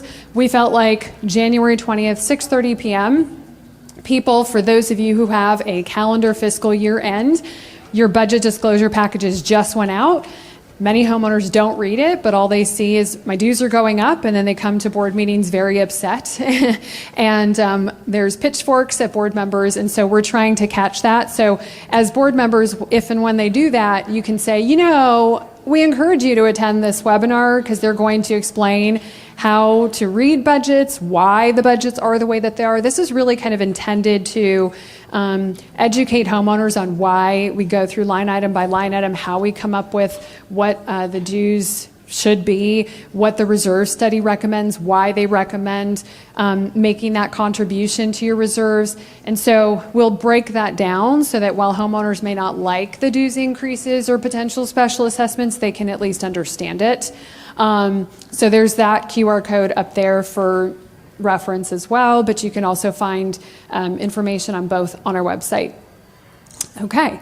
So we're going to do a quick how to put a budget together and the way that we approach it. And so this is just a review each month to stay on track. So again, this is kind of hard, but you do have handouts, so hopefully it's a little bit more legible. But we start the budget process like 9 months ahead of time. So when board members get, you see the budget draft, what is happening behind the scenes in the management office, what we're doing is we're actually starting this process. If we're working on a calendar fiscal year, we're starting it in March. So we're starting to solicit our bids for reserve studies. Association Reserves is our preferred reserve study vendor, and their reporting is phenomenal. I don't know if they're in the room still. But we get the bids, we submit them to our boards, and we're looking for board members to approve those bids by April 1st.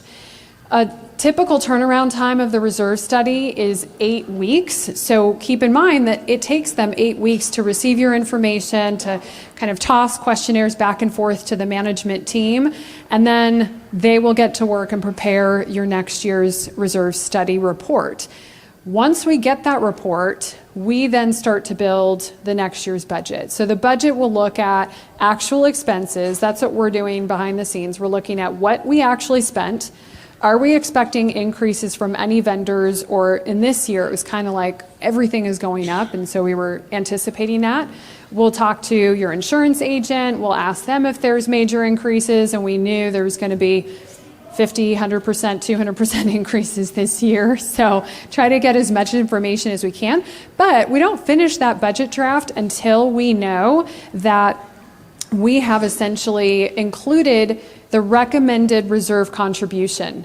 So your reserve study will tell you this is how much you should be contributing to your reserves. So when we present that budget to the board, come August, we've had all of this time and all of this work put into it, starting from March, and we're presenting it as comprehensively as we possibly can with all of the pieces, and approaching it with a recommendation based on what we think is appropriate financially for the best interest, financial health of the association.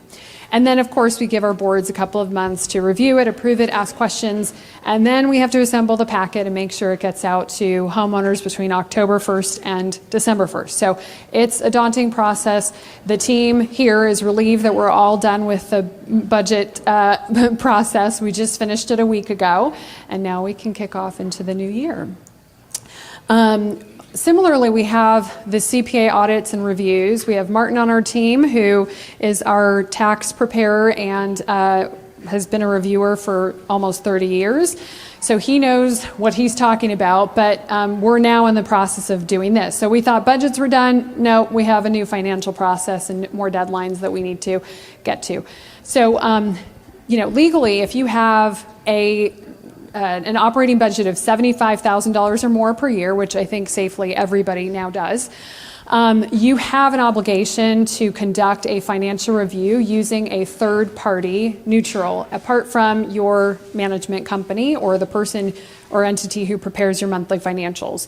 So right now we're in the process of getting bids for this from third party companies and then submitting them in our board packages, typically this month, and looking for board members to approve those bids so that we can then have those accountants start the review process for any board members who want to, or boards who want to expand it to an audit. That's also welcomed. And then we have 120 days for that process to be completed, for that report to be received, for that report to be approved by the board, and then we have to distribute that financial package to the membership within 120 days of the close of your fiscal year. So for today, I've used examples based off a calendar fiscal year, but of course, if you're not running on a standard January 1st fiscal year, then, apply this timeline to your fiscal year. So I think we are wrapping on time, but I'm going to, the biggest tool that I can share with you for preparing the budget is really using your general ledger and pulling up 12 to 14 months to get an average of what you've spent and to really look at them line by line. I encourage you to look at them line by line as opposed to just taking like the lump sum of 12 months, because sometimes bills come in late or bills come in early, and so what you think might be a 12-month history might actually be 11 months or 13 months. So just look at your general ledger when you're preparing your budgets and make sure you're looking at the average of months. My biggest recommendation when it comes to the budget is that last line item. Just be realistic. Yeah. If the numbers are telling you that you need to budget more for utilities or whatever the expense is, it's probably right. Yeah. Yeah, so be strategic. A budget is a roadmap. The conversation is where the destination is set. So, it's okay to have those difficult conversations with your homeowners and let them know that, dues need to inevitably go up, or special assessments are inevitable, especially if you're having the conversations early before they're going to be implemented. The more information that you present, the better, so that you don't surprise people. You welcome them to the conversation.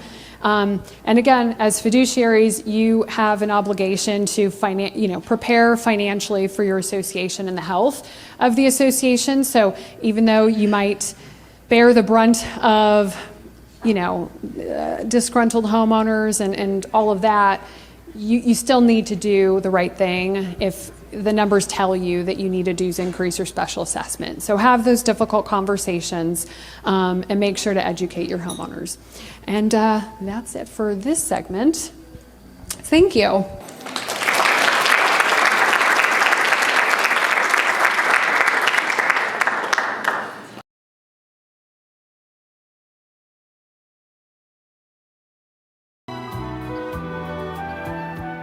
Girls, delinquencies are on the rise.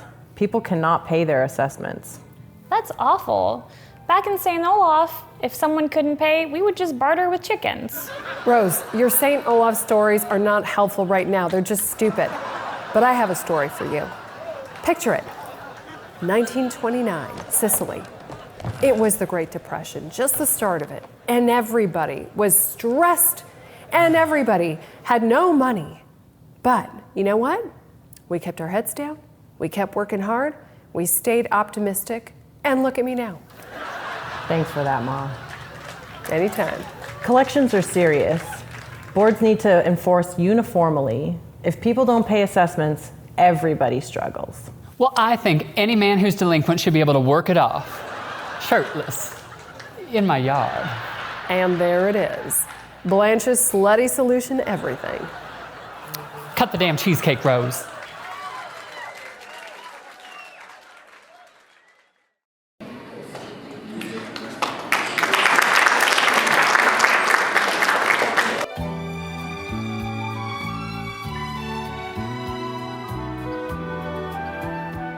Girls, I'm decided I'm running for HOA president. Vote Blanche, HOA queen. Oh, I love elections. Back home, we use corn husks as ballots. You mean back home where your mayor was a goat? Girls, elections matter. HOAs need to take them very seriously and use inspectors, secret ballots, and be very transparent. Well, honey, I'm very transparent. I leave nothing to the imagination. Don't we know it, slut? Okay, those were teaser skits for topics of future webinars, because we are talking about construction defect next. But stay tuned, because there is some new case law that I just learned that's going to affect election rules. And as if we weren't tired of changing our election rules a few times already, I think we're going to have to do it again, from what I understand more recently. So we're not going to talk about that today, though. But like I said, stay tuned for a future webinar. I want to actually introduce our final education session of the day. That does not mean we're done, because we still have our questions and answers and then our raffle prizes. But we're going to, I'd like to introduce J. Spencer Edgett, who's a partner with Chapman and Intrieri, and since 2004, and has concentrated his practice on representing community associations both as general counsel and in litigating multi-million-dollar construction defect claims. Spencer regularly advises boards and managers on fiduciary responsibilities, governing documents, enforcement, contracts, and all facets of association operations. He has published extensively on CID law and speaks frequently and at industry seminars hosted by CACM, CAI, and ECHO. A graduate of Northeastern University and the University of San Diego School of Law, Spencer brings not only deep legal expertise, but also a global perspective shaped by international study in Argentina and Japan. I didn't know that. He currently serves as the managing partner of Chapman and Intrieri's Southern California offices. Please join me in welcoming J. Spencer Edgett as he leads us through today's construction defect section.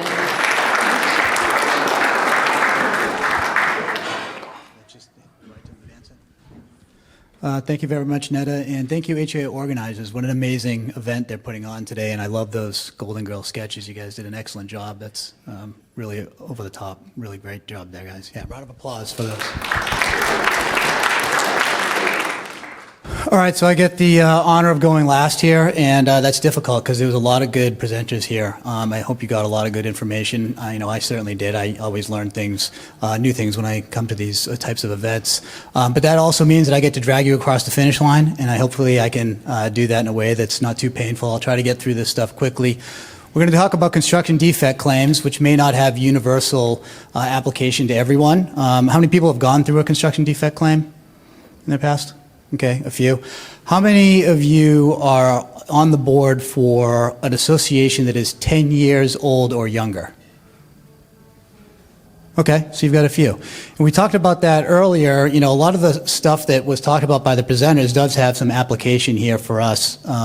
We talk about construction defects. We talked about the balcony inspection bill. That came from some defective construction where folks had actually sadly died when they fell off a balcony in Berkeley, California some years ago, and that legislation was born out of that.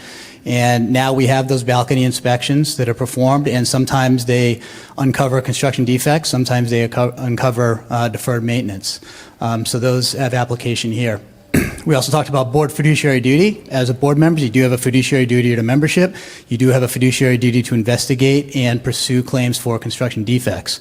Talked about making decisions or not making decisions. So no decisions are bad decisions. So the decision not to investigate and pursue a claim if warranted, would be a decision that you made to do something that is probably a violation of your fiduciary duty to your membership. We talked about insurance. Insurance is important.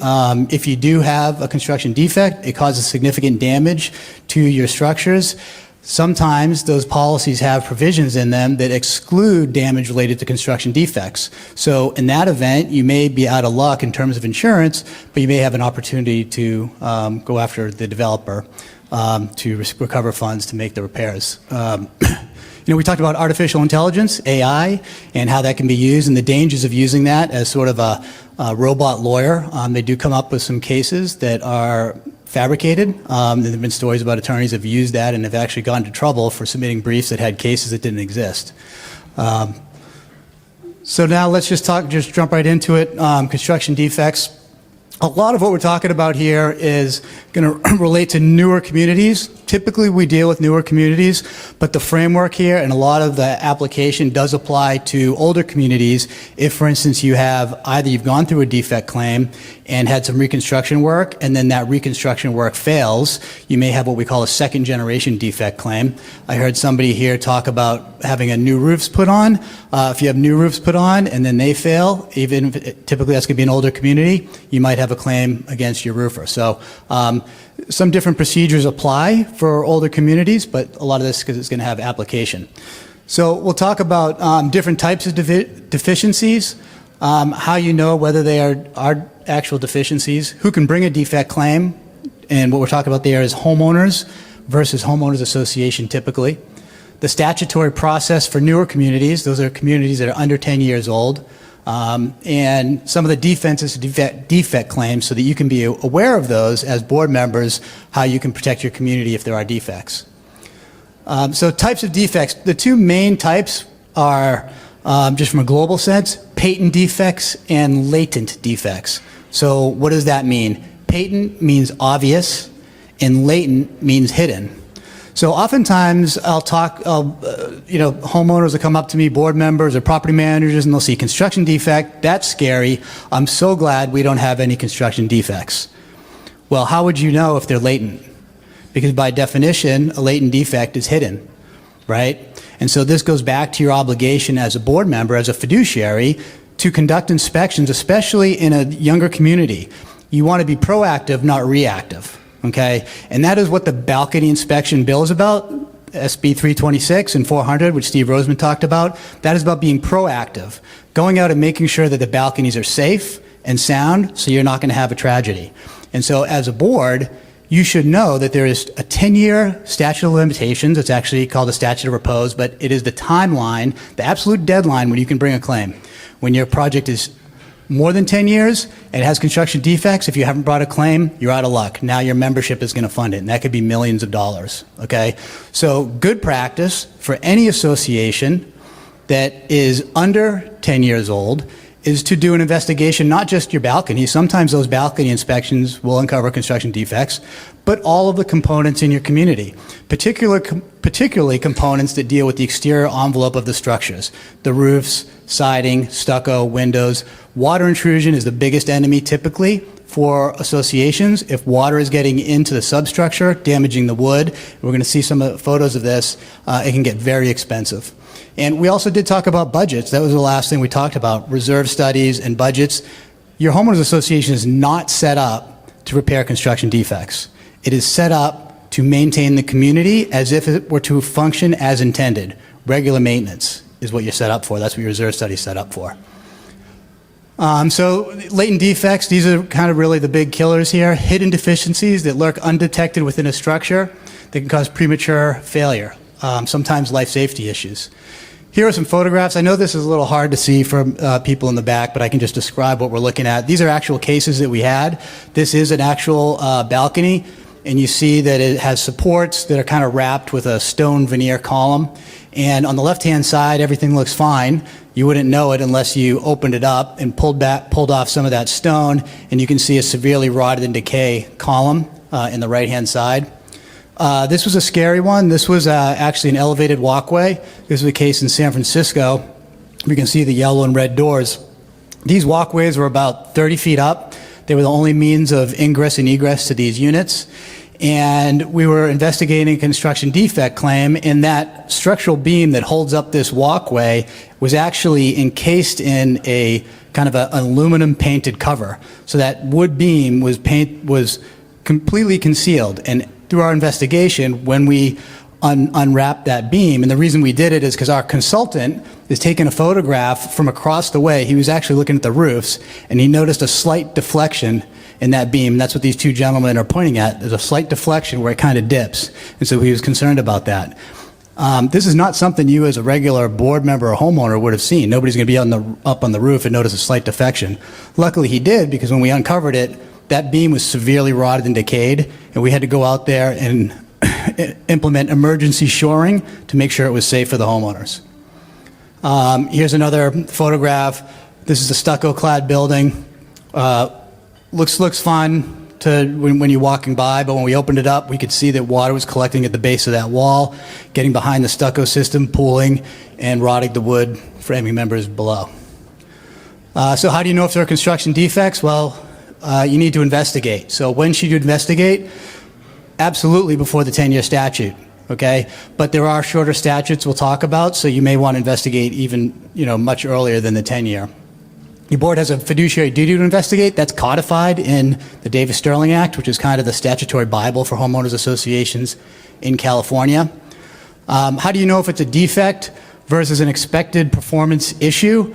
That really requires typically somebody with some skills, a construction forensic consultant that can tell you whether or not your cracks in your stucco are due to normal shrinkage, or if it's some other underlying issue that is a construction defect. How do you know whether it's a maintenance issue or not? Again, you got to rely on your experts. Part of your fiduciary duty is to rely on experts and consultants that have knowledge and skill in particular areas that can assist you in making these decisions. Also talked about being protected by the business judgment rule. That was in the one of the presentations earlier. If you rely on the experts in the industry and make decisions based on those recommendations, you are protected from personal liability under the business judgment rule. So important to have consultants assist you with that. And then we'll talk about some warranty claims for construction defects. So here are builder warranty programs. People confuse SB 800. We'll talk about SB 800 later, but they think SB 800 is a warranty claim. SB 800 is not a warranty claim. Builders and some product manufacturers issue warranties related to the construction project. The builder warranty programs, oftentimes if it's a small issue, you can go through the warranty program and the builder will come out and correct it. They want to do that. They don't want to get sued, so they'll try to make everybody happy if they can. But you got to be careful. The warranties have language in there, and their obligations are defined by the terms of the warranty, and the developers and builders draft these warranties. So one thing they do is the warranty will define the defect and the remedy. It will tell you whether a particular condition is a defect, and if it is, it will tell you what the remedy will be. Okay? It's not necessarily what you might think. It's not necessarily what the law might provide. It's what's defined in the warranty program. And they may attempt to limit your rights, say you're not entitled to consequential damages, meaning if your window leaks, it damages your floor, we'll replace the window, but the floor damage is on you. Okay? The timelines may be more restrictive than the law provides. We give you a 2-year warranty. Well, I've already talked about a 10-year statute, right? So you have 10 years to bring a claim for most items, most latent defects, so the warranty might only give you 2. Conflict of interest with third-party inspection. So oftentimes under the warranty, when you make a warranty claim, the developer will send out their own warranty program administrator, and they will decide whether or not the item that you're complaining of falls under the warranty and what the remedy will be. Now, there's a little of a conflict of interest there because they are hired by the developer to begin with. So they're going to lean typically towards, the developer. You just got to be careful of that. That's why you want to have your own independent consultants looking out for you. The warranty claim investigation may be limited or incomplete because, again, it's the warranty company that's hired by the developer typically. And the warranty repairs ultimately may be inadequate. They may be Band-Aid repairs. So, again, this all leads to ultimately what my recommendation is in these circumstances is go ahead and make a warranty claim, but also have a third-party independent consultant oversee that. If it's a significant issue, if they're minor issues, then maybe not warranted. Lean on your property managers to help guide you whether it requires an independent. So hiring, we talked about this, get through this quick. Hiring an independent forensic consultant. Independent evaluation is critical for the reasons stated. You don't want to rely on the developer either. If you've got a problem and you say, hey, developer, we've got a leak out here, this seems to be a big deal, they may come out and minimize it, they may implement Band-Aid repairs. You got to be careful of that. They're somewhat self-interested. Retaining through legal counsel. So if we retain the independent consultant, then we can protect the information that they gather. And the reason that's important is because if you do have to go into a lawsuit and you do have to go to a trial or through arbitration, we don't want to have bad evidence that might be able to come out later and undermine the claim. So doing this investigation under the direction and umbrella of counsel can protect some of that information that is developed. So sometimes you don't want to do that on your own. You should talk to your legal counsel about that. And you want to make sure that the investigation is thorough. The developer is not going to go out there and look for issues, okay, because the developer doesn't want to have to find things that they need to address. Independent forensic consultant is working for you, and they will do a more thorough investigation and try and make sure that you're protected. Okay, so the concept of standing. Standing is a legal concept. It means who has the right to bring the claim, okay? So you think you're in a car accident, okay, somebody rear ends you, you're in the car that gets hit, you're the one that was injured, you have the right to bring the claim against whoever, rear-ended you. In a construction defect context, what we're typically talking about is it the homeowners that can bring the claim, or is it the homeowners association that can bring the claim? There's a couple of different analysis that needs to be done. If it's direct standing, means original purchasers have the ability to bring a claim for construction defects if therefore components that those homeowners are responsible for. And typically in a community where you have single-family home styles, where you have independent homes that are maintained by the individual homeowners as opposed to the HOA, that's when the individuals are going to have standing to pursue the claim. Representative standing, this is under a non-SB 800 context. So if you're not under SB 800, you may be able to bring a representative action. The homeowners association can bring a representative action among the homeowners if they have a common interest in a question of law and fact around the particular claim. Under the Civil Code, HOAs have automatic representative standing to bring claims related to common area components for which they have maintenance or repair obligation, or separate interest components which they have maintenance obligation, or that are damaged by a common area component. So typically the way to look at that is in a condominium project where you have, I got 5 minutes here, okay, multi-unit structure, the HOA is typically responsible for the exterior of the buildings. So if the exterior is the problem, then the HOA would have standing to bring the claim. You got to review the CC&Rs to determine common area versus separate interest. In a typical airspace condo, the separate interest is the interior. So maybe your sink is malfunctioning, and that's not a claim that the HOA has standing to pursue. SB 800 Right to Repair Act. This is a pre-litigation procedure designed to resolve these claims without trial, and it is not a lawsuit. Sometimes we can resolve these claims just by putting the developer on notice, going through the process. It is a cooperative process where we share information with the developer.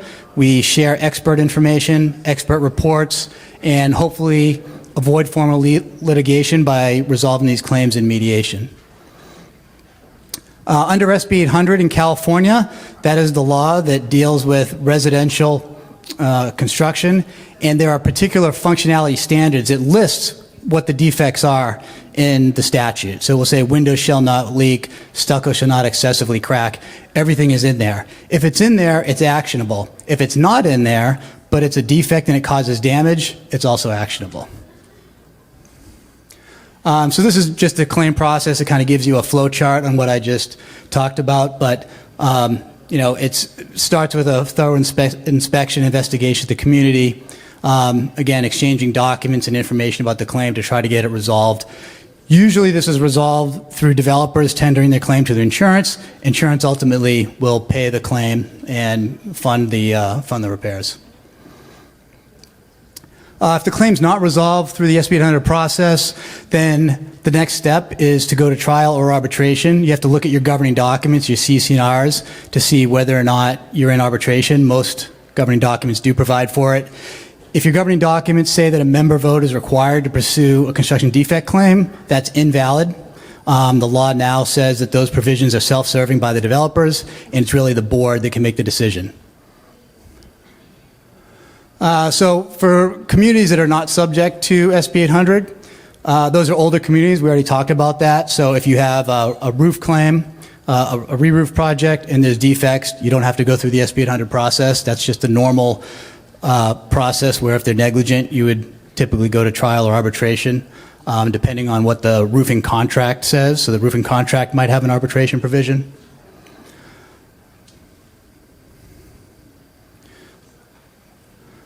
Statute of limitations. So we'll talk about the defenses to these claims. So the biggest defense is statute of limitations. If you miss the deadline, then you're done. 10 years is the outside, but under SB 800, there are shorter timelines for specific components, 1, 2, 4, and 5 years. Okay, so if you have a plumbing electrical claim, it may be limited to 4 years. So when to do the investigation as early on as possible so that you can protect your interests. Another defense is lack of maintenance. And so you want to make sure that if you have a newer community and you have a maintenance manual, that you follow that. Because if you don't follow your maintenance manual, the developer and their defense team is always going to argue that lack of maintenance either caused or contributed to the damages you're asserting. And I think I made it on time. And questions? I think we'll do questions for everybody.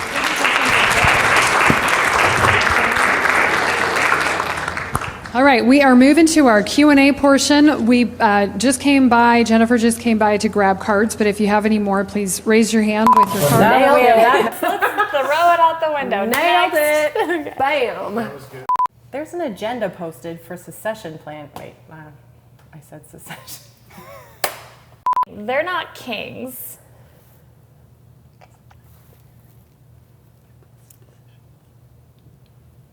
No, don't know it. That's what. That's how I ended up with 2 Chippendales dancers and a timeshare in Reno. We know Rose. I'm sorry. We know Blanche, and that. Rose, they're leaders, and they need to discuss not making impulsive. What does it say? And not get. Are you sure you're not Rose? I should have been Rose. There's no way I would be able to do your lines. If they don't pay attention and see the importance of the numbers, I don't know. All right, that was rough. That was a rough take. We used cows to balance budgets. And even they were smarter than some of Blanche's boyfriends. I had to Well, I didn't say they're tall, dark, and smart. Did you see his face when he walked by? No. He's all. The HOA has tabled, wait, what did I say? Oh, the construction project. I literally don't remember it. This is bad.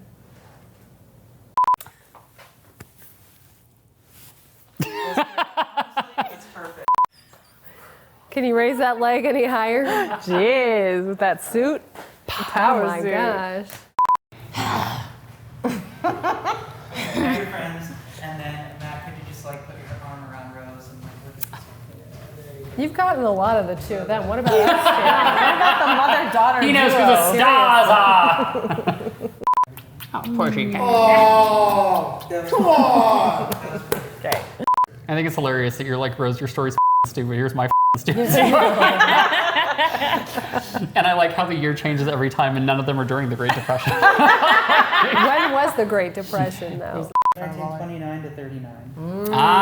1929. 29. Sorry, your head popping out from behind. Hello. You're home. That is good. Did you pretend to it? Yeah. This is acting. Corlin. Just a little bite. It's a mini bite. Do you know what we call that in St. Olaf? What? Being a Yeah. Great. Oh, no, she's not going to put it on as gently as I do, Matt. I think we got a lot of that stuff in between. Yeah, a lot of What, you don't like it rough?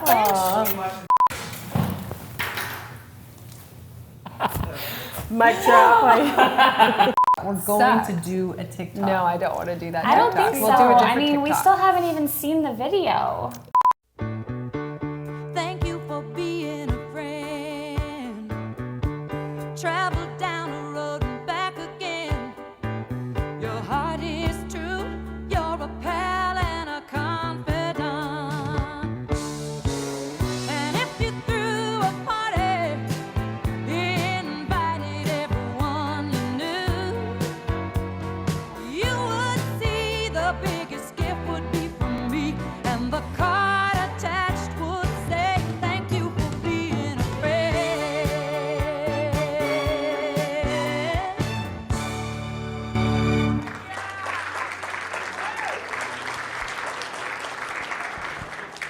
Well, we did have fun putting this together, and hopefully you had a little bit of fun with it too. We have some champagne glasses that were, some glasses that were filled up, and I just wanted to do a quick toast. I don't know where my glass went, but just a quick toast. Cheers to you all. Cheers to being back together in person, and to a happy new year and happy holidays. So cheers. Cheers, cheers. All right. Now, I have some questions for our esteemed panelists here. Where is the second microphone? Can we? Okay, perfect. If we could just give that over to them, I will get going. Okay, what liability does the board have if the special assessment vote does not pass? Okay, well, I think the liability isn't around whether that assessment vote passes. That liability is probably around a failure to maintain. So, failure to maintain and repair, that could create exposure for the board members because you have a known responsibility under your governing documents to repair, maintain, and operate the common area. So, if you've been knowing about it for 12 years and people obviously know it's a problem and, someone trips, falls, or really just wants to accuse you of not doing your job, then that's a potential lawsuit. And go ahead. What if they don't give us the money to do it? It's a $100,000 project. I'm not doing a financial analysis, but, if you have some money in your reserves, if you have some money in your operating, if you can also levy some special assessment that's within your powers without having to go through a membership vote, if you could also call Manny and get a loan. Okay, and then you can look at all of your different options and somehow pull together your money to pay for it. If you can work with a vendor on a payment plan, these are all great options on getting the repair work done. You can think creatively with your industry partners on getting that $100,000 levied. And, maybe you have to just cone it off for a while you levy the money, and maybe people will just get annoyed enough that they're going to vote yes on it because they're tired of seeing the cones. I have a question for Spencer. It says, I'm seeing builders put in provisions to be on the HOA board for a few years. Can you name some pros and cons and how other board members should work the situation smarter? Sure. So that is a common thing that developers do. They stay on the board. Of course, in the initial inception stages, the only board members are typically developers, and then eventually homeowners start to get on the board. So that's not a situation you can avoid, but what you need to know is that if you are a homeowner on a board that is composed of just you and the rest are developers, under California law, you, as the homeowner representative on the board, have the sole decision-making authority and power to investigate and pursue a claim for construction defects if warranted. Because obviously the developer is conflicted. They're not going to sue themselves. And so the law allows you that ability in that circumstance. Thank you. Derek, I have a question for you. Can you touch on modified accrual and how income is booked versus how expenses are booked? Yes, so modified accrual for our revenue means it's when we bill, not necessarily that we collected the cash from the homeowners, but that we billed for it. And then on the expense side, it's more on the cash basis. Okay. All right, an AB 130 question. If an owner installs unapproved hardwood floors and refuses to recarpet, are we still only able to fine $100? Or can we fine $100 per month or like a continuing violation for something like that? I love this question. It really allows me to flex some legal creativity. Thank you, legislators, for giving me new challenges every day. No, seriously, what we've been doing is we've been really getting, legally creative with your enforcement policies. So what you really want to do is expand the definition of violation. You might be able to expand it by scope of time. It could be a violation. It could be that $100 every day that condition exists. It could be $100 for every breach of every different area of your covenants or rules. And that's how you can layer on the $100. But separately with this hard surface flooring violation, what you could also do is lean on your assessment powers, because AB 130 did not impact your assessment powers at all. So if you have the type of provisions in your CCNRs that allow for you to levy a reimbursement assessment in the event that the association has to go in and perform corrective work, and maybe that corrective work involves a contractor or some other specialist like an attorney to help you get in and enter, then those are charges that are not limited by the $100. And very soon and quickly, that violation hearing is not going to be just $100. It might be several $1,000s. And separately, because they're assessments, there is also the possibility of lien and foreclosure if you do have those types of stronger provisions in your CCNR. And that's probably a lot more threatening than any kind of fine that just goes on a ledger and you hope that they pay. This might be another legal question, but I'll share it with we'll see. Sidewalks in front of condo units, between front patios and grassy area next to the street. Who's responsible to fix this, the HOA or the city? This is a legal question where you have to look at your documents. You probably want to look to see if there are easement agreements, if there's some kind of covenant that's recorded. You want to look at the legal description of your project. It's hard to answer that kind of question without actually looking at your documents and investigating title a little deeper. Okay. If we predefine what a health or safety hazard is, then can we define what the higher fine is within the CCNRs? Just need to clarify. Sure. The world is your oyster. How does a construction defect issue impact ongoing resales or resales? So that is a great question. But before I answer that, I want to talk about board fiduciary duty. Because that is one thing that comes up is, what if we go through a defect claim and it impacts sales? The reality is that is not something that you should be factoring in when you make the determination if you should investigate and pursue a defect claim, because you got to have a long view, right? There may be an impact for a time period going through the claim, but if you've got a multi-million-dollar construction defect issue, you can't let the needs of a few people that might need to sell or refinance during a 36-month maybe window or 18-month window drive your decision-making process. You've got to look at, do we have deficiencies? Does it warrant a claim? What is in the best interest of our community financially, long-term? Okay, so what are the impacts? So the impacts are that Fannie Mae, Freddie Mac do have guidelines that a lot of institutional lenders have to follow, and sometimes through that process, when it comes up that you are going through a defect claim, it can cause additional questions. It can stall in underwriting. Different lenders handle things differently. You may have to look to sort of non-conforming loans, non-conventional lenders to go through the process. But, we have successfully, in a lot of our cases, even when we're in the midst of a claim, we help homeowners go through that process and answer questions for the lenders in a way that makes them comfortable in order to lend in the project. It shouldn't really matter. The reality is what these lenders should care about is, does the developer have enough money and does the developer have enough insurance to cover the deficiency so that my security is not impaired? But again, they're kind of bound by Fannie and Freddie, and the underwriters have discretion to determine whether or not the loan is going to qualify under their guidelines. And so there can be some impact. It's not impossible to sell or refinance during the process, but it does raise additional questions, and it can be a little bit more challenging during the interim period while you're going through the claim process. Thank you. I think this one's for Demetrius.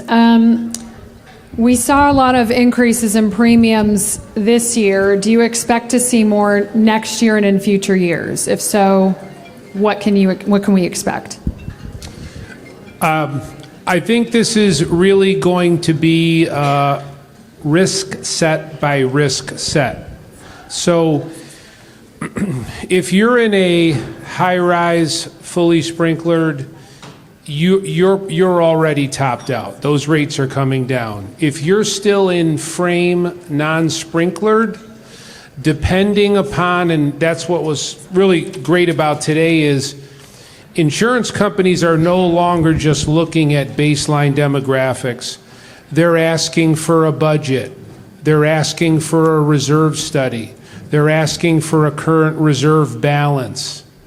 And one of the reasons that you may see an increase is because they don't believe you have the ability to upkeep and maintain the property to reduce the propensity for a loss, okay? So today is truly a culmination of start to finish, how you have to have every one of these things firing. And to stay on the question. So I really believe that we have peaked, we are on the way down, but your individual risk set may not be over yet. And that just has to do with what I discussed. And it was funny, I spoke to someone, and I won't call them out. They said to me, I'm 3 of those 4 things you mentioned, right? Older than 30, frame non-sprinklered, and in high brush. They're probably not done, okay? So take it one at a time. And again, the earlier you can get to your insurance professional and find out which way your renewal is trending will help with the budget process. Thank you. This is for CM Squared. How big of projects or what is the size of projects that you typically see come your way? We usually work with more larger scale projects. We do some smaller one as well, but you mean like for the issues? Yeah. Yeah, usually like the ones that are, the small ones, if you take care of them right away, they're not going to become a big project. The small ones can be just a maintenance repair, but when they come to us is when it's a major project now. Okay, thank you. I think this goes back to Spencer again. With 3 people on the HOA board and 1 is the builder, isn't it a major conflict of interest to investigate defects? Well, it's not a conflict of interest. The developer has a conflict of interest, but it's 3 homeowner board? Yeah. No conflict of interest for the 3 homeowners. The only thing that happens is there's oftentimes sort of emotional pressure, right? Because a lot of times this developer board member might be a friend, might be somebody that everybody gets along with, and then feel this sort of, almost like friend type loyalty to this person where they're saying, don't worry, we'll take care of it. And so I think a lot of times that's what happens is the homeowner board members can be influenced by that developer board member who they view as a good person and probably is a good person and a friend. But at the end of the day, this is business. It's about money at the end of the day. It's about protecting the assets of your community and making the decision that's right for them. And so that's how you have to look at it. You have to put all of that relationship stuff aside and make the decision based on what's right for your community. So, the developer has a conflict. That's why the law says the developer doesn't take part in that decision-making tree. The developer should recuse him or herself from the board meeting where they are investigating and potentially pursuing a claim for construction defects. Thank you. I ran out of cards, but is there any more if you have any questions, raise your hand. Okay, we have one question here, one over there, so we'll go ahead here. I had heard that insurance companies are going to be looking at reserve studies, and if there is any deferred maintenance, it's going to affect the potential premiums. If somebody could comment on that, it would be helpful. Everybody at the end of the panel is nodding their heads, but yes, go ahead. Can you grab her mic? Thank you. So to try to answer this as directly as possible, every carrier has something called an IRPM, an individual risk premium modification, and they bleed that into their filings, and it gives them the ability to raise rate and lower rate beyond the stated rate. So as I stated 3 minutes ago, if you are financially sound, well-reserved, well-maintained, they may sprinkle an IRPM in there to give you a lower rate, and if you're the other way, they will remove that IRPM and raise your rate. Okay? Thank you. Yeah. We had one more question over there, the gentleman in the yellow shirt. Thank you. My question is this: as a new board member in Lexington at Central Park West in Irvine, we have 4 buildings, 7 floors high. My question is, a lot of homeowners are homeowners insurance policy, but notice we had no earthquake. So how do we take care of the earthquake issue? Is it mandatory or is it something that is required? Thank you. So that's a great question, and the response is for all of you. Who in here right now, for their association, not personally, has an earthquake policy? Okay. Could anyone, if I were to walk over to you and hand you the mic, could you reasonably answer why you're carrying the limit that you're carrying? Could anyone do that? Why are you carrying the limit of coverage for quake that you're carrying? Anyone?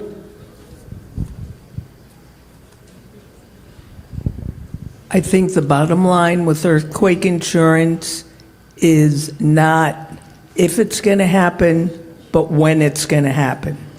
And if you have a property worth $500,000, $750,000, can you stick your hand in your pocket and come up with the rebuilding? So, real quick, I don't want to drag this.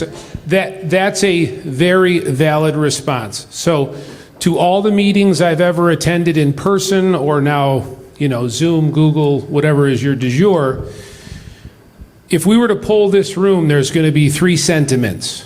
There's going to be a sentiment that says it will happen and I want coverage. There will be a sentiment that says I believe it could happen and I think we should have some coverage.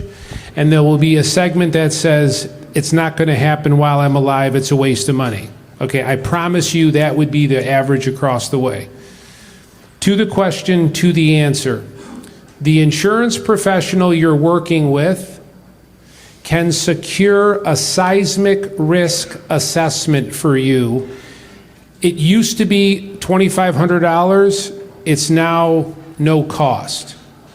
Your agent should be bringing to you this seismic risk assessment, which will basically take age, composition, liquefaction, proximity to active faults, and it will give you a 250, 500-year, and 1,000-year projection specifically based on your community, what the anticipated damage could be.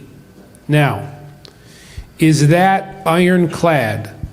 No. But if you had gone through that exercise and I walked up to you and said, why are you spending $50,000 a year for a $20 million earthquake sublimit? You could go, we had a risk assessment done.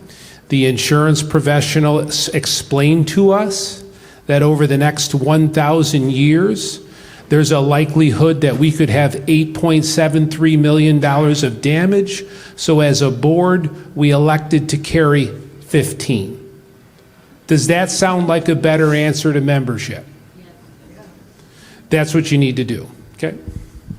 Thank you. Very well said. We have one more question over there, and then we're going to start the raffles from here. I want to know, I don't need it, okay. I want to know what happens when we're being dropped in a couple months. Our insurance company's dropping, State Farm. Oh, yeah. State Farm's dropping everybody pretty much in California. Okay. So do we need to go to somebody like this gentleman? Yeah. Yep. So, you know, when I was up here prior, if somehow you missed it, okay, nobody in this room is alone. And by the way, your fellow Americans from California, as far east as I operate, are getting dropped left, right, and center. Remember what I said. Older than 30, frame non-sprinklered, in high brush, and or coastal, and or have electrical panels that have that are empirically known to just burst into flames, those 5 things, you're getting dropped. I think State Farm is getting out of it's okay, but keep in mind those are the 5 major markers. The other markers are they could just be getting out of a segment of business, and a lot of carriers are just getting out of the HOA business, okay? So what you're going to have to do is, like I said, don't wait to the last minute. You want to go out to bid early. We were told that there's a 30-day policy, that you can't really look for replacement insurance before that 30-day window of expiration. You're getting very bad information from someone who wants to keep you right where you are, last minute quote. You're going to get stuck with them. Yeah. All right. Thank you. All right. Could I ask the HOA team to head up here and help with the raffles, please? Thank you to all of the speakers, the panelists, the sponsors. We really appreciate you. Thank you. Thank you. And I am excited to get the raffles kicked off.